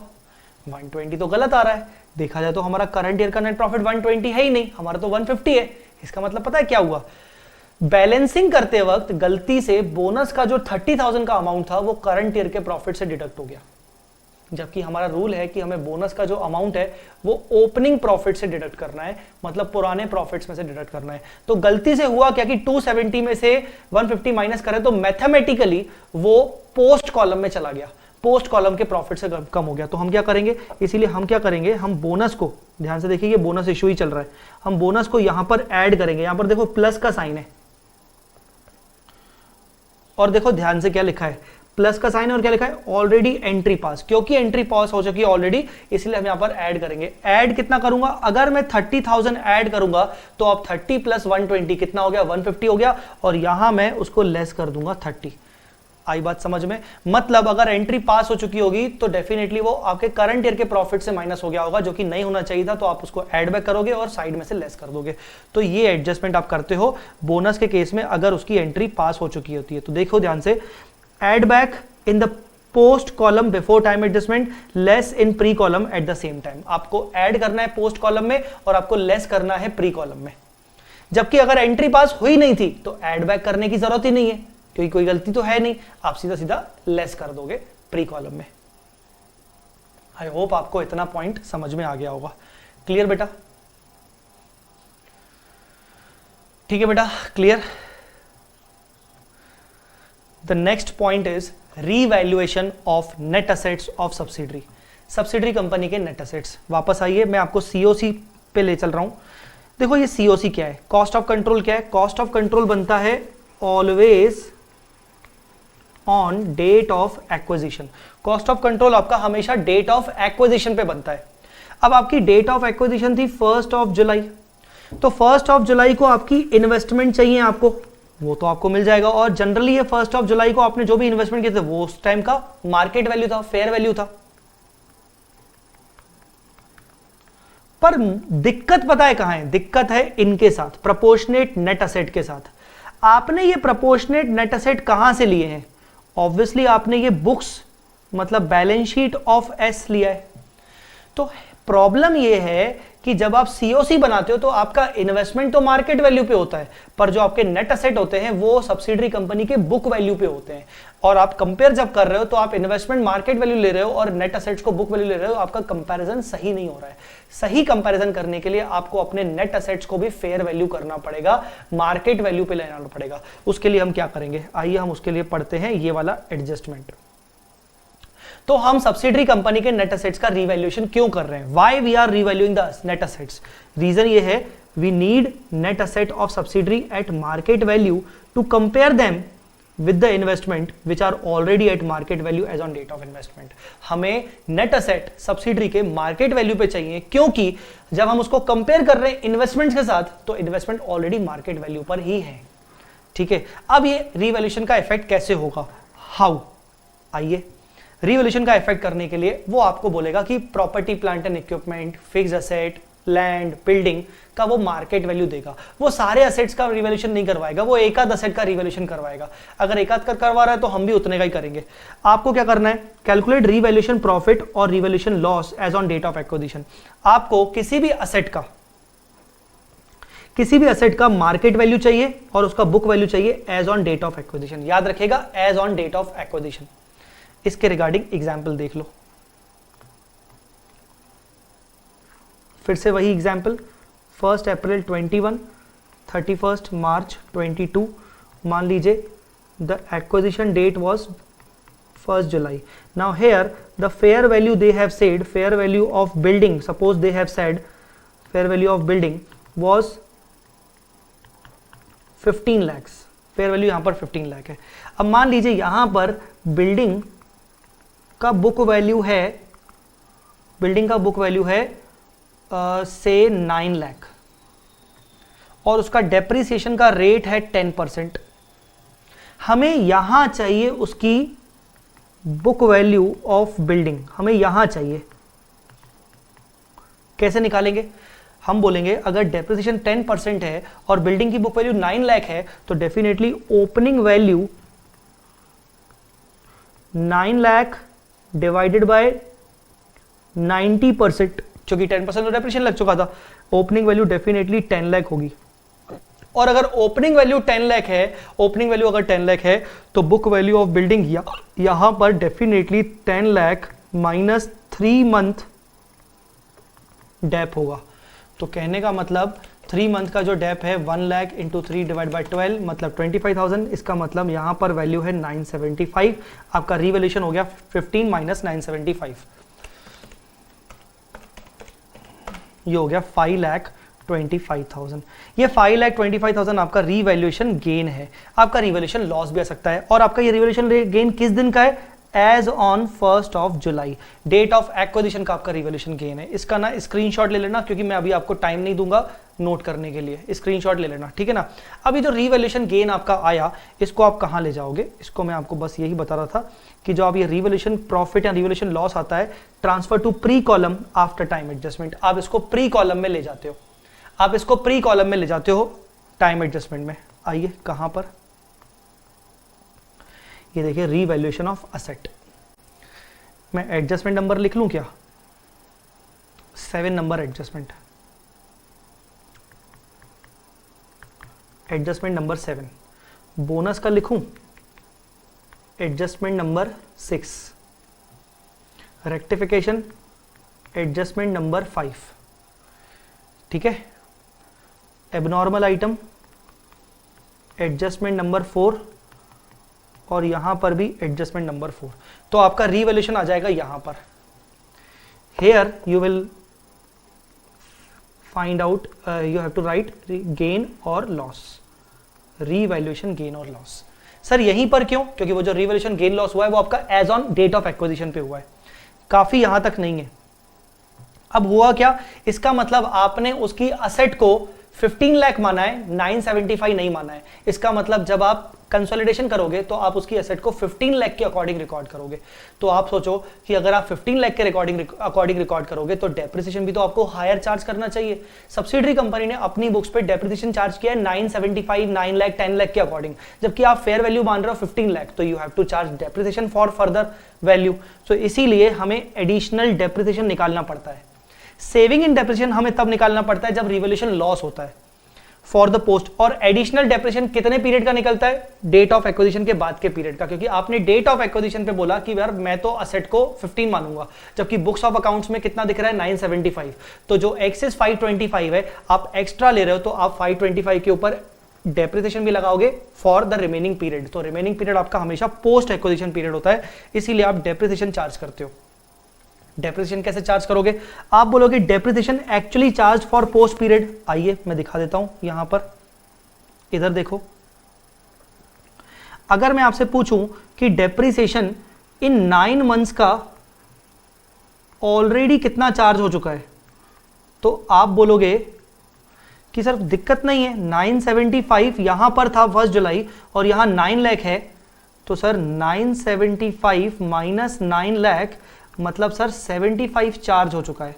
और हम बोलेंगे depreciation that should be charged,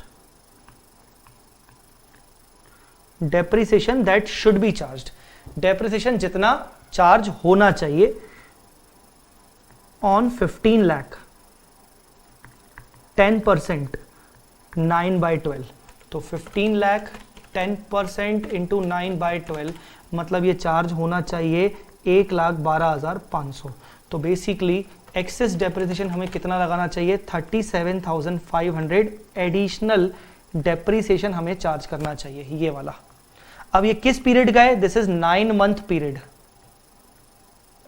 मतलब पोस्ट। तो ये कहां जाएगा, पोस्ट कॉलम में जाएगा। तो देखिए ध्यान से, ये additional depreciation, saving in depreciation, ठीक है। तो ये लिखा हुआ है कि post column after time adjustment additional depreciation less करेंगे, सेविंग इन डेप्रिसिएशन ऐड करेंगे, ठीक है बेटा। So this was your revaluation of net assets, clear. चलिए इतना एक बार आप देख लीजिए, हम अपना पेज नंबर 1 कंप्लीट कर चुके हैं, पेज नंबर 1 के एडजस्टमेंट कंप्लीट कर चुके हैं। एक बार जल्दी देख लीजिए, 1 मिनट का टाइम दे रहा हूं, 1-2 मिनट का, या फिर आप वीडियो को पॉज कर लीजिए, फिर आगे बढ़ते हैं।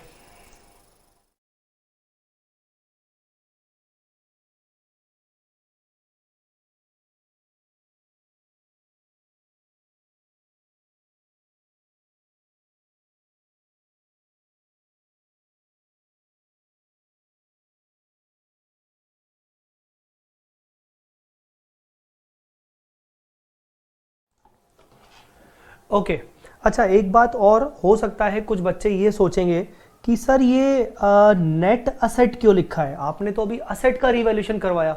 तो मेरा जवाब ये है कि कभी कभार वो बोलेगा कि लायबिलिटी को भी रिवैल्यू करो, हालांकि ऐसा कोई क्वेश्चन नहीं है, पर हो सकता है वो लायबिलिटी को भी रीवैल्यू करने को बोले, तो इसीलिए मैंने नेट असेट लिखा कि असेट माइनस लायबिलिटीज।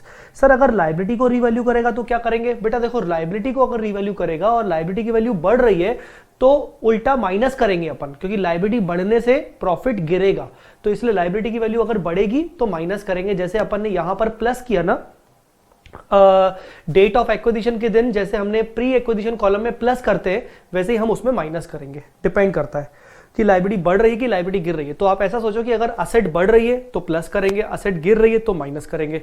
असेट बढ़ रही है तो डेप्रिसिएशन ज्यादा लगेगा, तो इसलिए पोस्ट एक्विजिशन कॉलम में डेप्रिसिएशन को माइनस करेंगे। असेट की वैल्यू गिर रही है तो डेप्रिसिएशन का सेविंग होगा, इसलिए सेविंग को प्लस करेंगे। लायबिलिटी बढ़ रही है तो प्री एक्विजिशन कॉलम में डेट ऑफ एक्विजिशन के ही दिन लायबिलिटी वैल्यू बढ़ रही है तो प्रॉफिट माइनस होगा, लायबिलिटी गिर रही है तो प्रॉफिट प्लस होगा। ठीक है, so this was net asset. ठीक है ना। अच्छा, एक बार वापस से एओपी के फॉर्मेट पे आ जाते हैं। हमने एओपी के फॉर्मेट में क्या क्या चीजें देख ली हैं। हमने एओपी के फॉर्मेट में देखा भाई, पहले सबसे पहले पर्टिकुलर्स, फिर डेट ऑफ एक्विजिशन वाले दिन हम जो प्री एक्विजिशन प्रॉफिट निकालते हैं, डेट ऑफ एक्विजिशन के बाद के पीरियड को बोलते हैं post acquisition period, date of acquisition के बाद का period till balance sheet date वो आपका पोस्ट एक्विजिशन पीरियड, और last as on balance sheet date.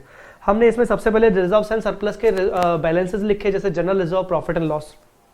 Abnormal items का एलिमिनेशन हमने देख लिया, बोनस इशू का देख लिया, डिविडेंड अभी हमारा बचा हुआ है, रेक्टिफिकेशन ऑफ एरर देख लिया, टाइम एडजस्टमेंट बता दिया मैंने आपको, एबनॉर्मल आइटम वापस से हमने देख लिया, डिविडेंड अभी बचा हुआ है, रीवैल्यूएशन असेट्स देख लिया, और elimination of unrealised profit loss अभी बचा हुआ है। चलिए आइए अब हम आते हैं इसी पे, एलिमिनेशन ऑफ अनरियलाइज्ड प्रॉफिट और loss on unsold stock on intercompany transaction. Intercompany transaction क्या होते हैं? अगर होल्डिंग कंपनी ने सब्सिडरी कंपनी को स्टॉक सेल किया था, गुड्स सेल किए थे, और सब्सिडरी कंपनी को सेल किया था, तो होल्डिंग कंपनी ने कुछ प्रॉफिट अर्न किया था, और सब्सिडरी कंपनी के पास स्टॉक अभी भी अनसोल्ड रखा हुआ है। अब तो हम मर्ज हो रहे हैं कंसोलिडेशन में, तो उसका स्टॉक मेरा स्टॉक मिला के दिखाना पड़ेगा, तो स्टॉक को तो कॉस्ट पे दिखाना है, तो जो प्रॉफिट कमाया गया था उस प्रॉफिट को एलिमिनेट करना पड़ेगा। उल्टा सब्सिडरी ने होल्डिंग को गुड्स सेल किए थे, तो सब्सिडरी ने प्रॉफिट अर्न किया था, होल्डिंग के पास गुड्स पड़े हैं, गुड्स अनसोल्ड हैं, अनसोल्ड गुड्स हैं, तो अब तो कंसोलिडेटेड बैलेंस शीट में मर्ज होने वाले हैं दोनों के एसेट्स। तो ऐसे केस में जब मर्ज होने वाले हैं तो हम बोलेंगे यार ये तो एक ही कंपनी के स्टॉक है, तो इसमें प्रॉफिट क्यों दिख रहा है? स्टॉक में से प्रॉफिट एलिमेंट हटाना पड़ेगा। आई बात समझ में कि नहीं? तो उसके लिए हम ये पढ़ते हैं elimination of unrealised profit loss. ये बहुत बहुत बहुत इंपॉर्टेंट है, मतलब ये मान के चलिए कि ये पेपर में जनरली आता है, और हो सकता है इसका सेपरेट क्वेश्चन 4 मार्क्स का भी आ सकता है ट्रीटमेंट के लिए। तो आपको सबसे पहले ये समझना पड़ेगा, मैं बीच में और लगा रहा हूं, आपको पहले ये समझना पड़ेगा कि आपका ट्रांजैक्शन कौन सा है, डाउनस्ट्रीम ट्रांजैक्शन है कि अपस्ट्रीम ट्रांजैक्शन है। सर ये डाउनस्ट्रीम अपस्ट्रीम कैसे मान लेंगे? सो डाउनस्ट्रीम अपस्ट्रीम मानने के लिए मान लीजिए ये एक है होल्डिंग कंपनी और एक है सब्सिडरी। मैंने जानबूझ के सब्सिडरी को थोड़ा सा नीचे रखा है, क्योंकि सब्सिडरी कंपनी छोटी कंपनी होती है और होल्डिंग बड़ी कंपनी होती है। तो अगर मैं बोलूं कि होल्डिंग से सब्सिडरी की तरफ जाओ, होल्डिंग से सब्सिडरी की तरफ जाओ, तो आप क्या जा रहे हो? आप ऊपर से नीचे आ रहे हो, तो इट इज कॉल्ड डाउनस्ट्रीम, इसको बोलेंगे डाउनस्ट्रीम। इसका मतलब पता है क्या? इसका मतलब यह है कि होल्डिंग ने सब्सिडरी को गुड्स बेचे थे। डाउनस्ट्रीम मतलब होल्डिंग से सब्सिडरी के पास जा रहा है गुड्स, होल्ड है ना, सोल्ड टू एस, और वापस से मैं एच और एस बोलूं, और मैं बोलूं कि देखो अब नीचे से ऊपर जाओ, नीचे से ऊपर जाओ, इसका मतलब इस ट्रांजैक्शन को बोलेंगे अपस्ट्रीम ट्रांजैक्शन। ठीक है ना, इसका मतलब सोल्ड टू एच। अच्छा, ये ट्रांजैक्शन आइडेंटिफाई करने का रीजन क्या है? अपस्ट्रीम और डाउनस्ट्रीम आइडेंटिफाई करने का रीजन क्या है? रीजन ये है कि देखो सीधी बात है, जिसने बेचा, जिसने सेल किया, जैसे यहां पर सेल किसने किया? एच ने, तो प्रॉफिट भी उसी ने कमाया होगा। सेल किसने किया यहां पर? एस ने, तो प्रॉफिट भी उसी ने कमाया होगा। एस जो है वो सेलर है। तो आपको यह देखना है कि भाई प्रॉफिट किसने कमाया है, प्रॉफिट किसने कमाया है। अगर एच ने प्रॉफिट कमाया है तो एस के पास अनसोल्ड गुड्स होंगे। सर आप बार बार अनसोल्ड क्यों बोल रहे हो? एच ने जो गुड्स एस को बेचे, क्या एस ने आगे वो बेच दिए? अगर सारे बेच दिए तो अनसोल्ड गुड्स है ही नहीं एस के पास, तो इसलिए प्रॉफिट अनरियलाइज्ड प्रॉफिट निकलेगा ही नहीं। इसका मतलब अनरियलाइज्ड प्रॉफिट सिर्फ और सिर्फ अनसोल्ड गुड्स पे निकलेगा। कभी कभार ऐसा भी हो सकता है कि मैंने 1 लाख के गुड्स बेचे, उसमें से 80,000 सेल कर दिए, बाकी 20,000 अनसोल्ड, तो 20,000 के ऊपर ही प्रॉफिट निकलेगा। तो एक होगा सेलर, एक होगा जिसके पास स्टॉक होगा। तो हमें ये चेक करना है कि स्टॉक किसके पास है और प्रॉफिट किसने अर्न किया। आई मेरी बात समझ में? तो वापस आइए इस चार्ट पे। तो डाउनस्ट्रीम में आप ध्यान से देखिए क्या लिखा है। डाउनस्ट्रीम में आप ध्यान से देखिए, सेल बाय H2S, मतलब सेल किसने किया? होल्डिंग ने। यार एक बात बताओ, अगर होल्डिंग कंपनी ने सेल किया तो प्रॉफिट किसने अर्न किया? होल्डिंग कंपनी ने। और सब्सिडरी कंपनी ने सेल किया तो प्रॉफिट किसने अर्न किया? सब्सिडरी कंपनी ने। अब मैं आपको यहां पर एक ना गोल्डन रूल बताता हूं। इस ट्रांजैक्शन को सबसे अच्छे तरीके से समझने का एक गोल्डन रूल है। गोल्डन रूल ये है कि देखो, हमें प्रॉफिट को एलिमिनेट करना है, हमें प्रॉफिट को एलिमिनेट करना है। अगर प्रॉफिट को मुझे एलिमिनेट करना है तो स्टॉक की वैल्यू में से कम करना पड़ेगा, ठीक है ना। और बाकी वो जो मतलब एक हर ट्रांजैक्शन के दो हिस्से होते हैं, डेबिट बराबर क्रेडिट। तो एक तो मुझे स्टॉक से गिराना पड़ेगा, तो स्टॉक को क्रेडिट करना पड़ेगा। अब उसका डेबिट इफेक्ट क्या करूंगा? डेबिट इफेक्ट समझने के लिए मुझे देखना पड़ेगा कि ट्रांजैक्शन डाउनस्ट्रीम है कि ट्रांजैक्शन अपस्ट्रीम है, मतलब सेल किसने किया था। जो सेल करेगा वो अपने रिजर्व्स में से हटाएगा। ये गोल्डन रूल है। फिर से रिपीट कर देता हूं, what is the golden rule? Golden rule is we need to eliminate the profit by debiting and crediting some effects. Credit effect stock में से हटेगा। डेबिट इफेक्ट क्या होगा? डेबिट इफेक्ट के लिए देखना पड़ेगा कि अपस्ट्रीम ट्रांजैक्शन है कि डाउनस्ट्रीम। अब ध्यान से देखिए, ये ट्रांजैक्शन डाउनस्ट्रीम है, ये ट्रांजैक्शन डाउनस्ट्रीम है। इसका मतलब प्रॉफिट किसने अर्न किया? होल्डिंग कंपनी ने। और होल्डिंग कंपनी ही कंसोलिडेशन कर रही है, तो होल्डिंग कंपनी के रिजर्व्स एंड सरप्लस में से हटा दो, वो कंसोलिडेटेड रिजर्व्स एंड सरप्लस में से हटा दो। इसलिए देखो क्या लिखा है, deduct the profit from consolidated reserves and surplus of H और deduct the profit from consolidated figure of inventory. मतलब इन्वेंट्री में से तो हटाना ही हटाना है। फिर से आपको अनसोल्ड इन्वेंट्री में से प्रॉफिट को हटाना है, चाहे अपस्ट्रीम हो चाहे डाउनस्ट्रीम हो, अपस्ट्रीम हो चाहे डाउनस्ट्रीम हो, इन्वेंट्री से तो हटेगा हटेगा। पर दूसरा इसका इफेक्ट कहां से हटेगा? देखना पड़ेगा कि प्रॉफिट किसने कमाया। अगर डाउनस्ट्रीम है तो प्रॉफिट है H ने कमाया, और अगर प्रॉफिट H ने अगर कमाया है तो सीधी बात है प्रॉफिट H अपने रिजर्व्स एंड सरप्लस से हटाएगा। अब आ जाओ अपस्ट्रीम पे, जो थोड़ा ज्यादा इंपॉर्टेंट है। अपस्ट्रीम पे आ जाओ। अपस्ट्रीम के केस में सब्सिडरी ने सेल किया। सब्सिडरी ने अगर सेल किया तो इसका मतलब प्रॉफिट सब्सिडरी ने कमाया। और इन्वेंट्री अनसोल्ड किसके पास पड़ा है? होल्डिंग के पास। तो अनसोल्ड इन्वेंट्री से तो हटा देंगे, consolidate inventory deduct profit from consolidate figure of inventory. Profit तो हम कंसोलिडेटेड इन्वेंट्री से हटा देंगे बैलेंस शीट में। अब प्रॉफिट किसने अर्न किया? सब्सिडरी ने। सब्सिडरी ने प्रॉफिट अर्न किया, तो सब्सिडरी का प्रॉफिट कहां रखा होगा? सब्सिडरी के रिजर्व्स एंड सरप्लस। और सब्सिडरी के रिजर्व्स एंड सरप्लस को लेकर हम क्या बनाते हैं? एओपी बनाते हैं। सब्सिडरी के रिजर्व्स एंड सरप्लस तो हमने एओपी में डाले हुए, इसका मतलब ये वाले जो रिजर्व्स एंड सरप्लस है सब्सिडरी के, इसमें प्रॉफिट है। आ रही है मेरी बात समझ में कि नहीं? जो ये वाले प्रॉफिट है इसमें प्रॉफिट, ये जो रिजर्व्स एंड सरप्लस है सब्सिडरी के, इसमें प्रॉफिट जुड़ा हुआ है। तो इसका मतलब अगर अपस्ट्रीम ट्रांजैक्शन है जहां पर सब्सिडरी ने सेल किया है, जहां पर सब्सिडरी ने प्रॉफिट अर्न किया है, तो वो प्रॉफिट एओपी से हटाया जाएगा। आई मेरी बात? अब आप देखो ध्यान से, सबसे लास्ट में आपको उसका एडजस्टमेंट मिलेगा, elimination of unrealised profit loss on unsold stock upstream transaction. और देखो ये कहां से हटा रहा है? यहां कुछ नहीं है, यहां से हटा रहा है। ऑलवेज पोस्ट, हमेशा पोस्ट में से हटाएंगे। सर पोस्ट में से ही क्यों हटाएंगे? क्योंकि जिस दिन डेट ऑफ एक्विजिशन हुआ था उसके बाद वो सेल हुआ है, हम ऐसा मान के चलेंगे। आपको जब भी क्वेश्चन आएगा आपको वो हो सकता है डेट ना बताए कि सब्सिडरी होल्डिंग ने किस दिन ट्रांजैक्शन किया था गुड्स खरीदने बेचने का, तो आपको हमेशा मानना है कि ट्रांजैक्शन डेट ऑफ एक्विजिशन के बाद हुआ था, मतलब पोस्ट पीरियड में से हटाया जाएगा। प्रॉफिट हटाने के लिए माइनस करेंगे, लॉस हटाने के लिए एड बैक करेंगे। ठीक है सर, इसको हम नीचे क्यों लिख रहे हैं? टाइम एडजस्टमेंट के ऊपर क्यों नहीं लिख रहे हैं? हम इसको नीचे क्यों लिख रहे हैं, टाइम एडजस्टमेंट के ऊपर क्यों नहीं लिख रहे हैं? कि इसका सेंस, इसको टाइम एडजस्टमेंट के ऊपर नहीं लिख सकते, क्योंकि टाइम एडजस्टमेंट, अगर मैंने इसको टाइम एडजस्टमेंट के ऊपर लिख दिया तो मेरा टाइम एडजस्टमेंट गलत हो जाएगा, इतना समझ लीजिए बस। तो इसीलिए हमेशा इसको हम नीचे लिखते हैं।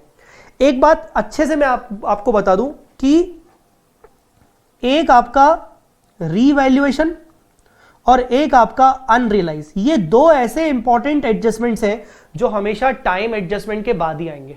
आप देख लो, टाइम एडजस्टमेंट है यहां पर आपका, आप यहां देख लो, एबनॉर्मल आइटम आपको दिख रहा है, आपको बोनस दिख रहा है, डिविडेंड दिख रहा है, रेक्टिफिकेशन दिख रहा है, पर मैंने रीवैल्यूएशन नहीं लिखा और मैंने एलिमिनेशन ऑफ अनरियलाइज्ड प्रॉफिट नहीं लिखा। ये दोनों चीजें आपकी हमेशा टाइम एडजस्टमेंट के बाद आएंगी, इतना भी याद रख लेना, ठीक है।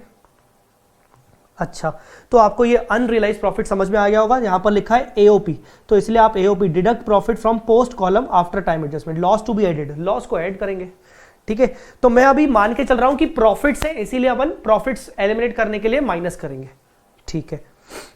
अब ये था आपका अनरियलाइज प्रॉफिट। अब दूसरा इंपॉर्टेंट एडजस्टमेंट है आपका डिविडेंड।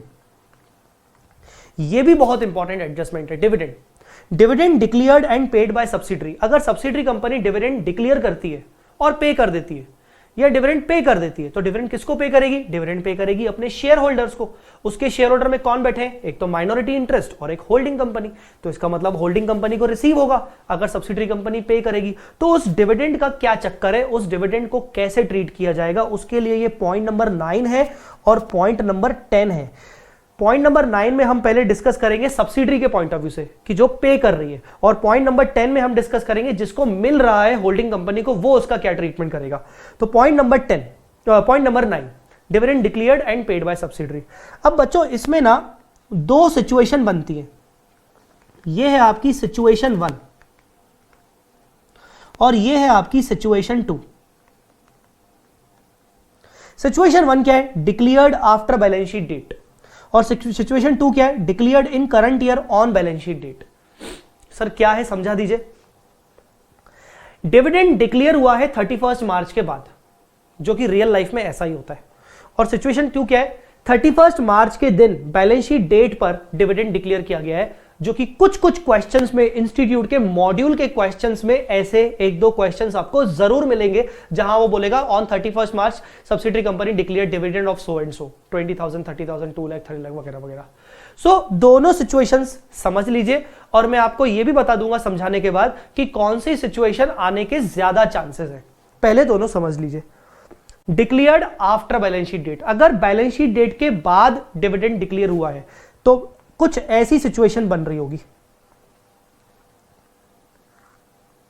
यह है आपका फाइनेंशियल ईयर 21-22। मान लीजिए ये है मेरी डेट ऑफ एक्विजिशन, जो कि है 1 जुलाई। ये आपका ओपनिंग और ये आपका 31 मार्च 22 क्लोजिंग। अब जो डिविडेंड डिक्लेयर हुआ है वो डिविडेंड डिक्लेयर हुआ है नेक्स्ट ईयर में, मतलब डिविडेंड डिक्लेयर हुआ है यहां पर, डिविडेंड डिक्लेयर हुआ है यहां पर। डिविडेंड, ये मेरी 31 मार्च की बैलेंस शीट है, डिविडेंड यहां डिक्लेयर हुआ है। आई मेरी बात समझ में? या इसको थोड़ा सा अलग तरीके से समझा रहा हूं। इन्होंने यहां कहीं डिविडेंड डिक्लेयर किया है, डिविडेंड, और बताएगा वो कि फाइनेंशियल ईयर 2021 का डिविडेंड है। यहां उन्होंने डिविडेंड डिक्लेयर करके पेड कर दिया। आप मेरी बात समझ रहे हो कि नहीं? मतलब करंट फाइनेंशियल ईयर 21-22 में डिविडेंड डिक्लेयर हुआ है, जबकि ये डिविडेंड किस साल का है? ये डिविडेंड लास्ट ईयर का है। मतलब this is declared after balance sheet date. जो लास्ट ईयर की बैलेंस शीट होगी उसके बाद डिक्लेयर किया गया, लास्ट ईयर का डिविडेंड अगले साल में डिक्लेयर किया गया। तो इसका मतलब ये होता है, जो मैंने अभी आपको बता रहा था, कि dividend declared after balance sheet date means the dividend of current year declared in the next year. इसको मैं लिख देता हूं। means dividend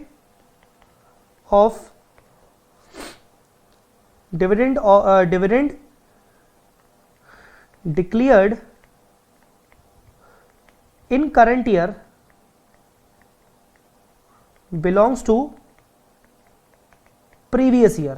ये भी लिख सकते हैं, जो करंट ईयर में डिविडेंड डिक्लेयर हुआ वो पिछले साल का है। आई मेरी बात समझ में? अब सोचो, हमारा डेट ऑफ एक्विजिशन क्या है?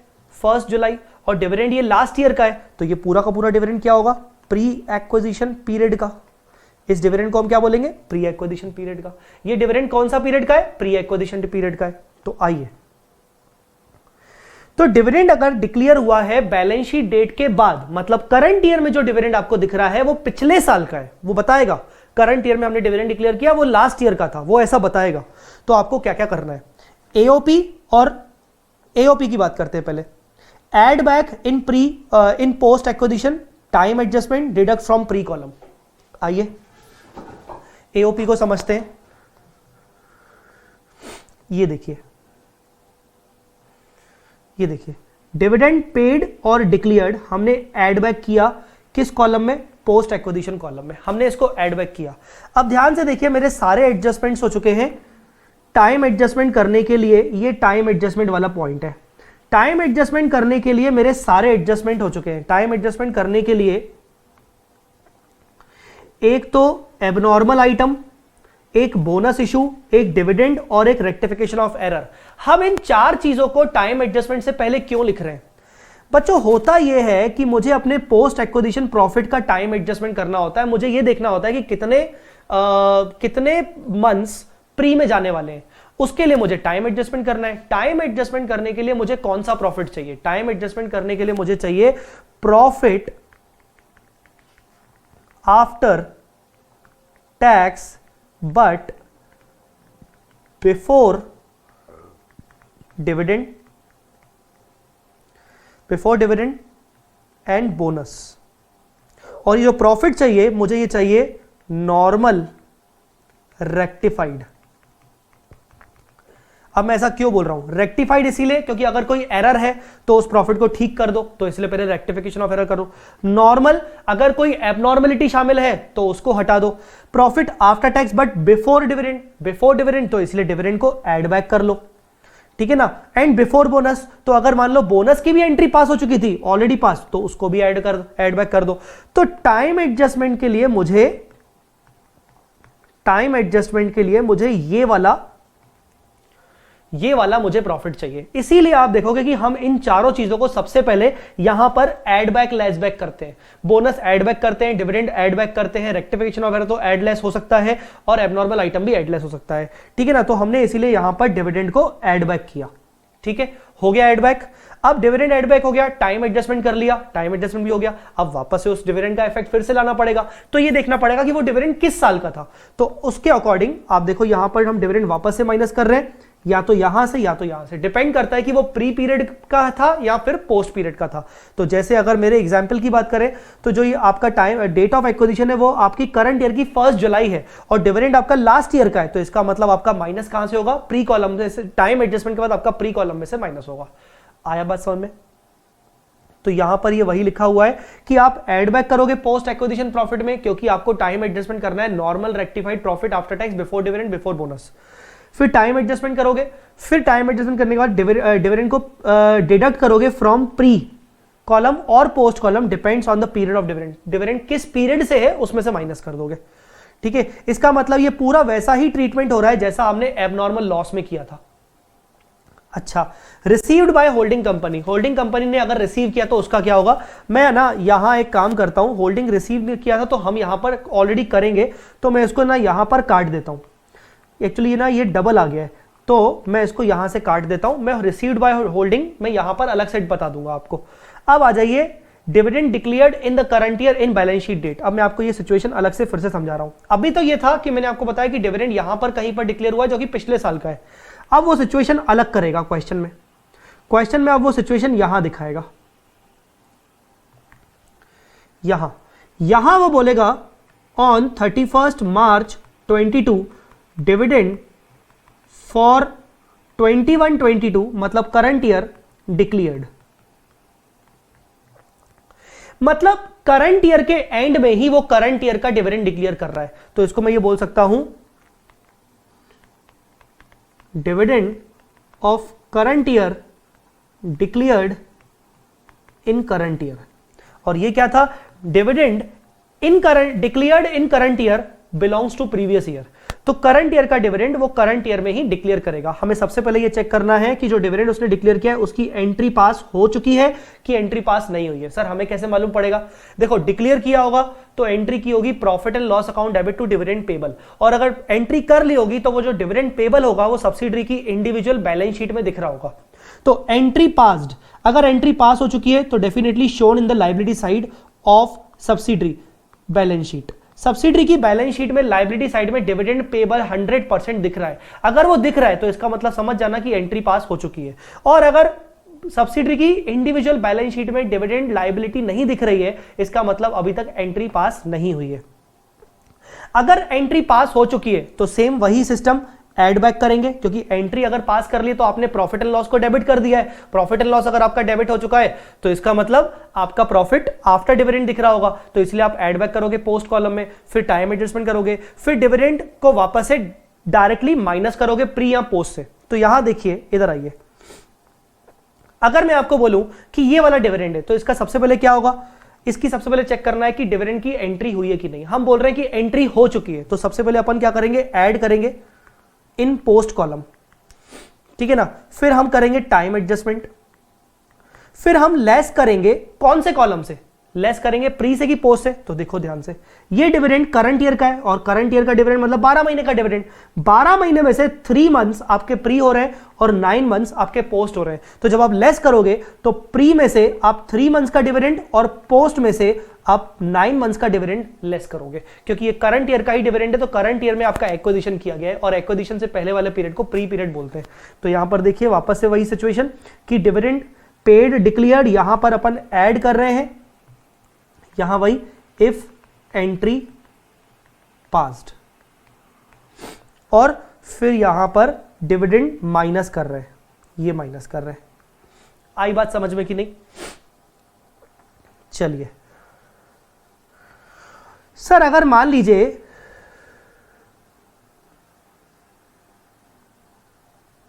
हाँ ठीक है सर, मान लीजिए अगर एंट्री पास नहीं हुई होती तो आपके बैलेंस शीट में नहीं दिख रहा होगा, ये समझ में आ जाएगा। हमें कैसे मालूम पड़ेगा कि एंट्री पास हुई है कि नहीं? हमें मालूम पड़ेगा बैलेंस शीट में, इंडिविजुअल बैलेंस शीट में सब्सिडरी के डिविडेंड पेबल दिख रहा है कि नहीं।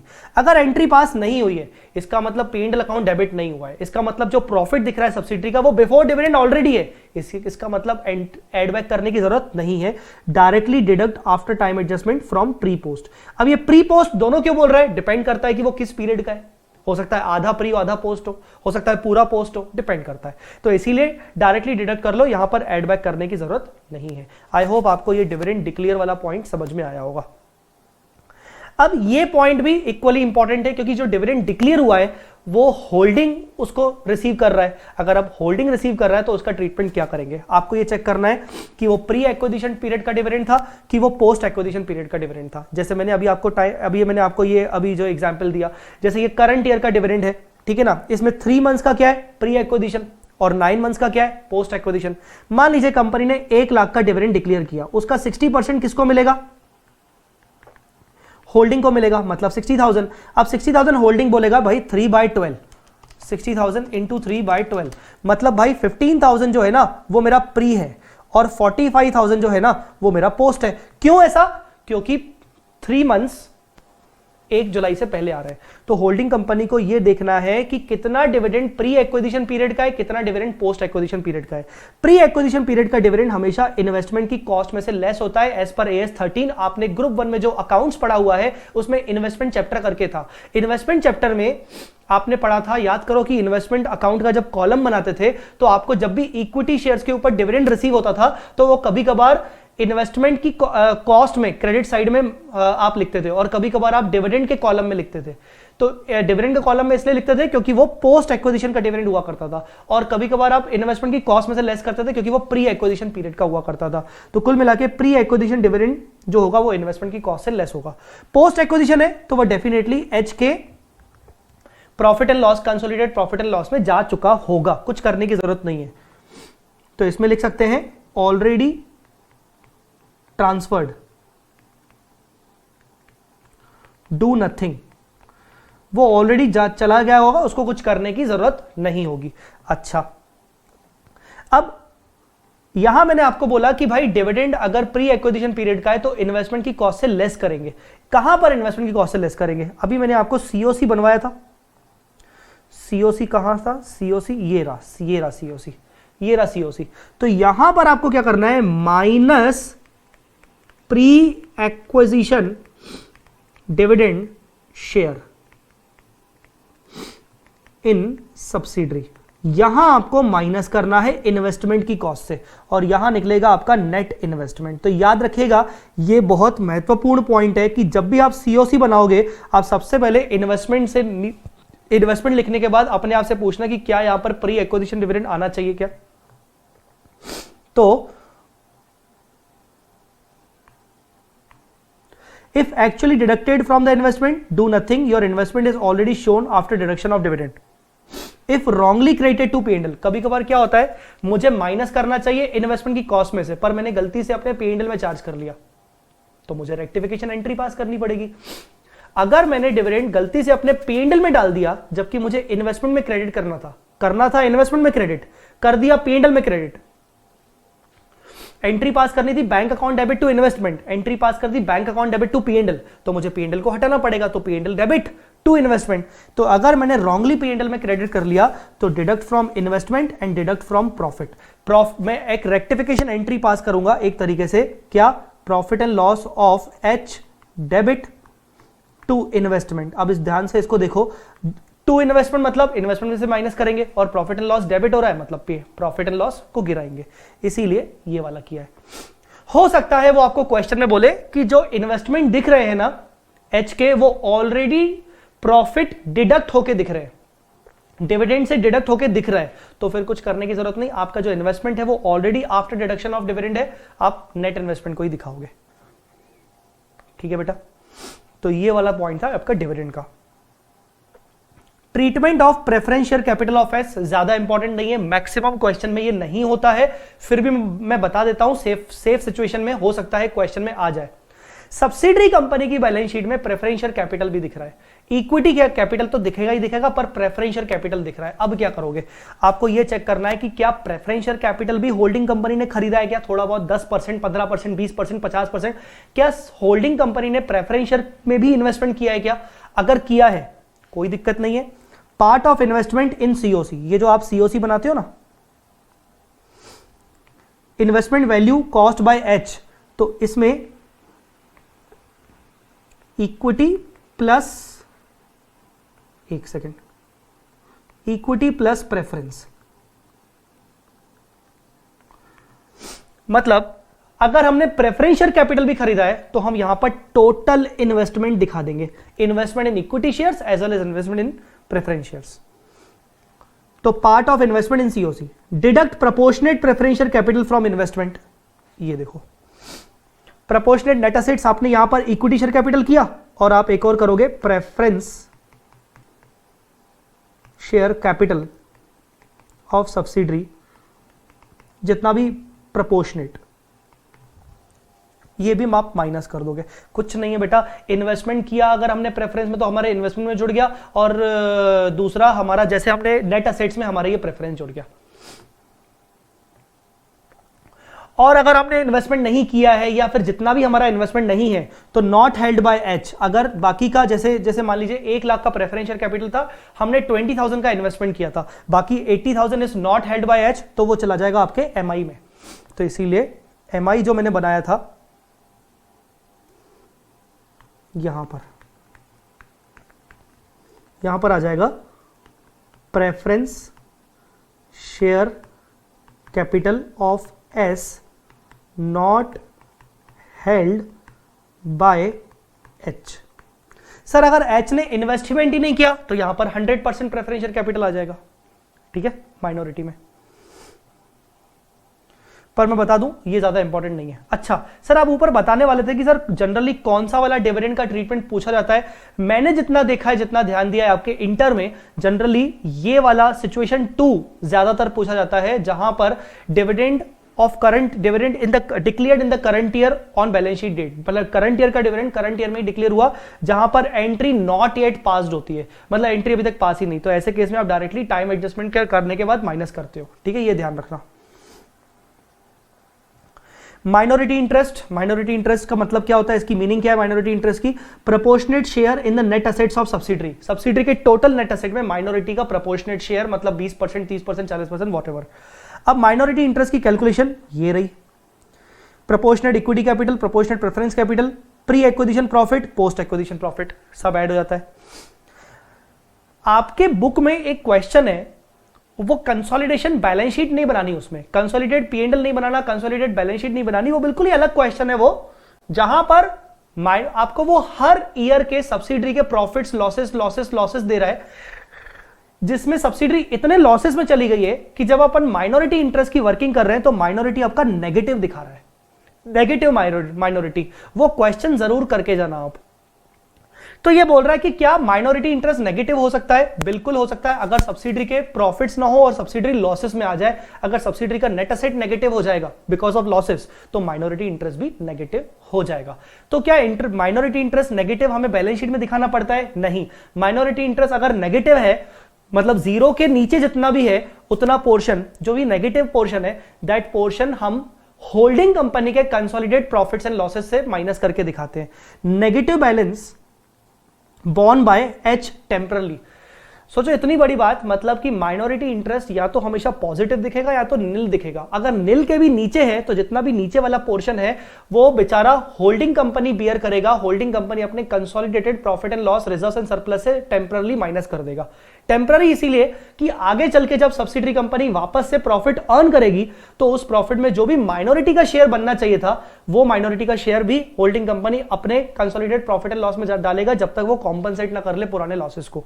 तो when the subsidiary start earning profit, that amount of loss already borne by H shall be compensated with the profit share of MI.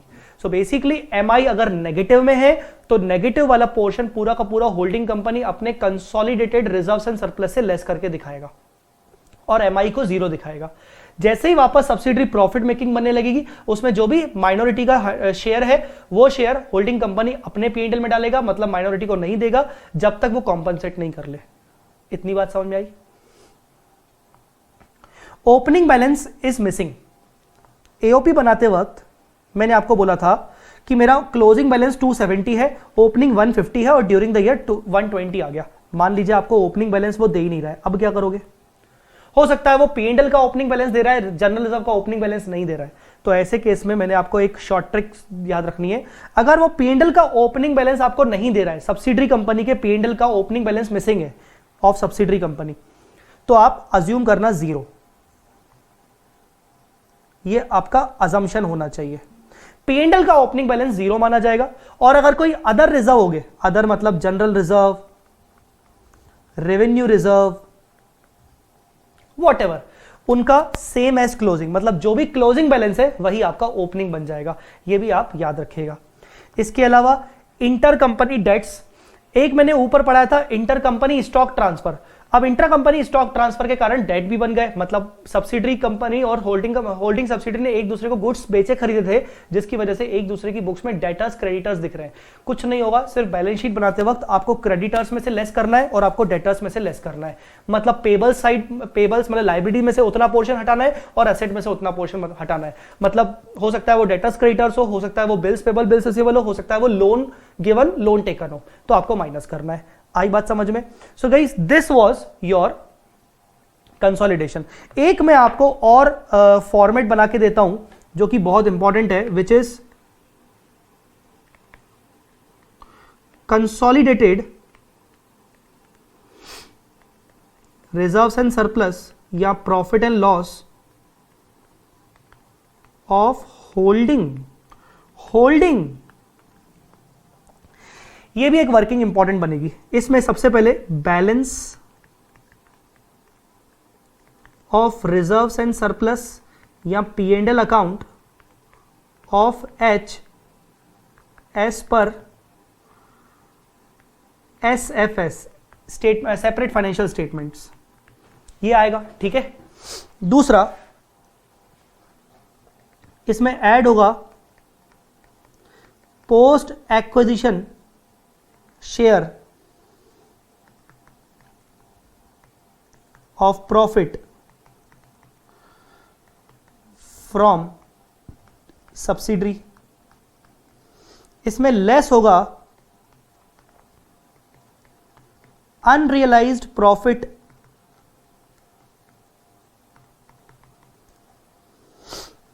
On downstream transaction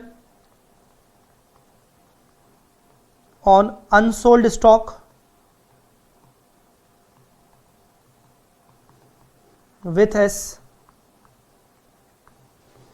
इसमें minus होगा pre acquisition dividend received from subsidiary wrongly credited to P&L, हमने गलती से P&L में credit कर दिया, ये जो है ना, ये मैंने अभी आपको बताया था, ये वाला, ये deduct from consolidated P&L of H, अगर रॉन्गली क्रिएट कर दिया तो, ठीक है। और क्या आएगा, एक और चीज आ सकती है, dividend declared by H at balance sheet date. हो सकता है वो बोले कि होल्डिंग कंपनी ने भी डिविडेंड डिक्लेयर किया, तो आप यहां पर माइनस कर दोगे। मेरे हिसाब से मोटा मोटी ये सब आइटम्स आएंगे आपके, ठीक है ना, आपके ये सारे आइटम्स आएंगे। क्लियर?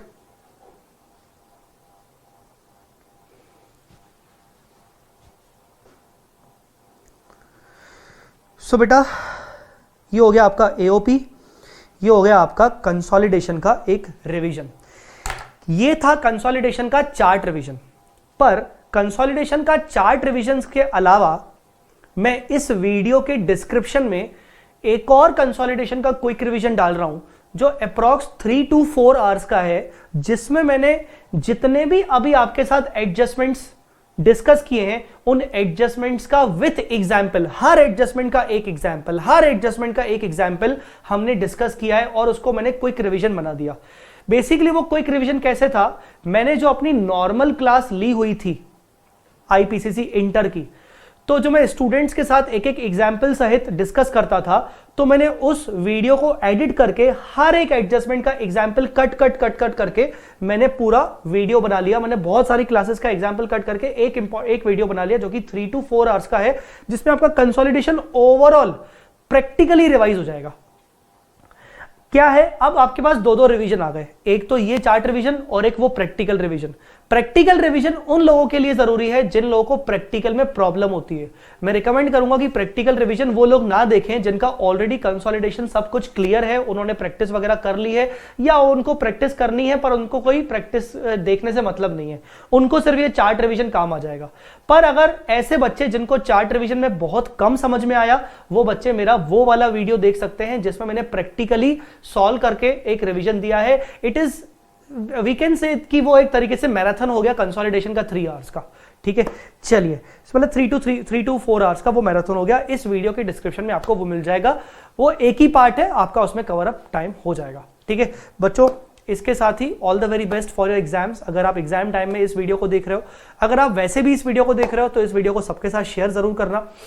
अगर आपको वीडियोस बहुत अच्छे लगे तो शेयर करने के साथ साथ सब्सक्राइब करना चैनल को, और साथ साथ सबको रिकमेंड करना मेरी चार्ट बुक के लिए, ताकि सभी ये चार्ट बुक सब तक पहुंचे। और आगे आपको अगर क्लासेस परचेज करनी हो तो vsmartacademy.com वेबसाइट से आप परचेज कर सकते हो, ठीक है। थैंक यू सो मच, अभी के लिए इतना ही। बाय बाय, जय माता दी, अल्लाह हाफिज, टेक केयर।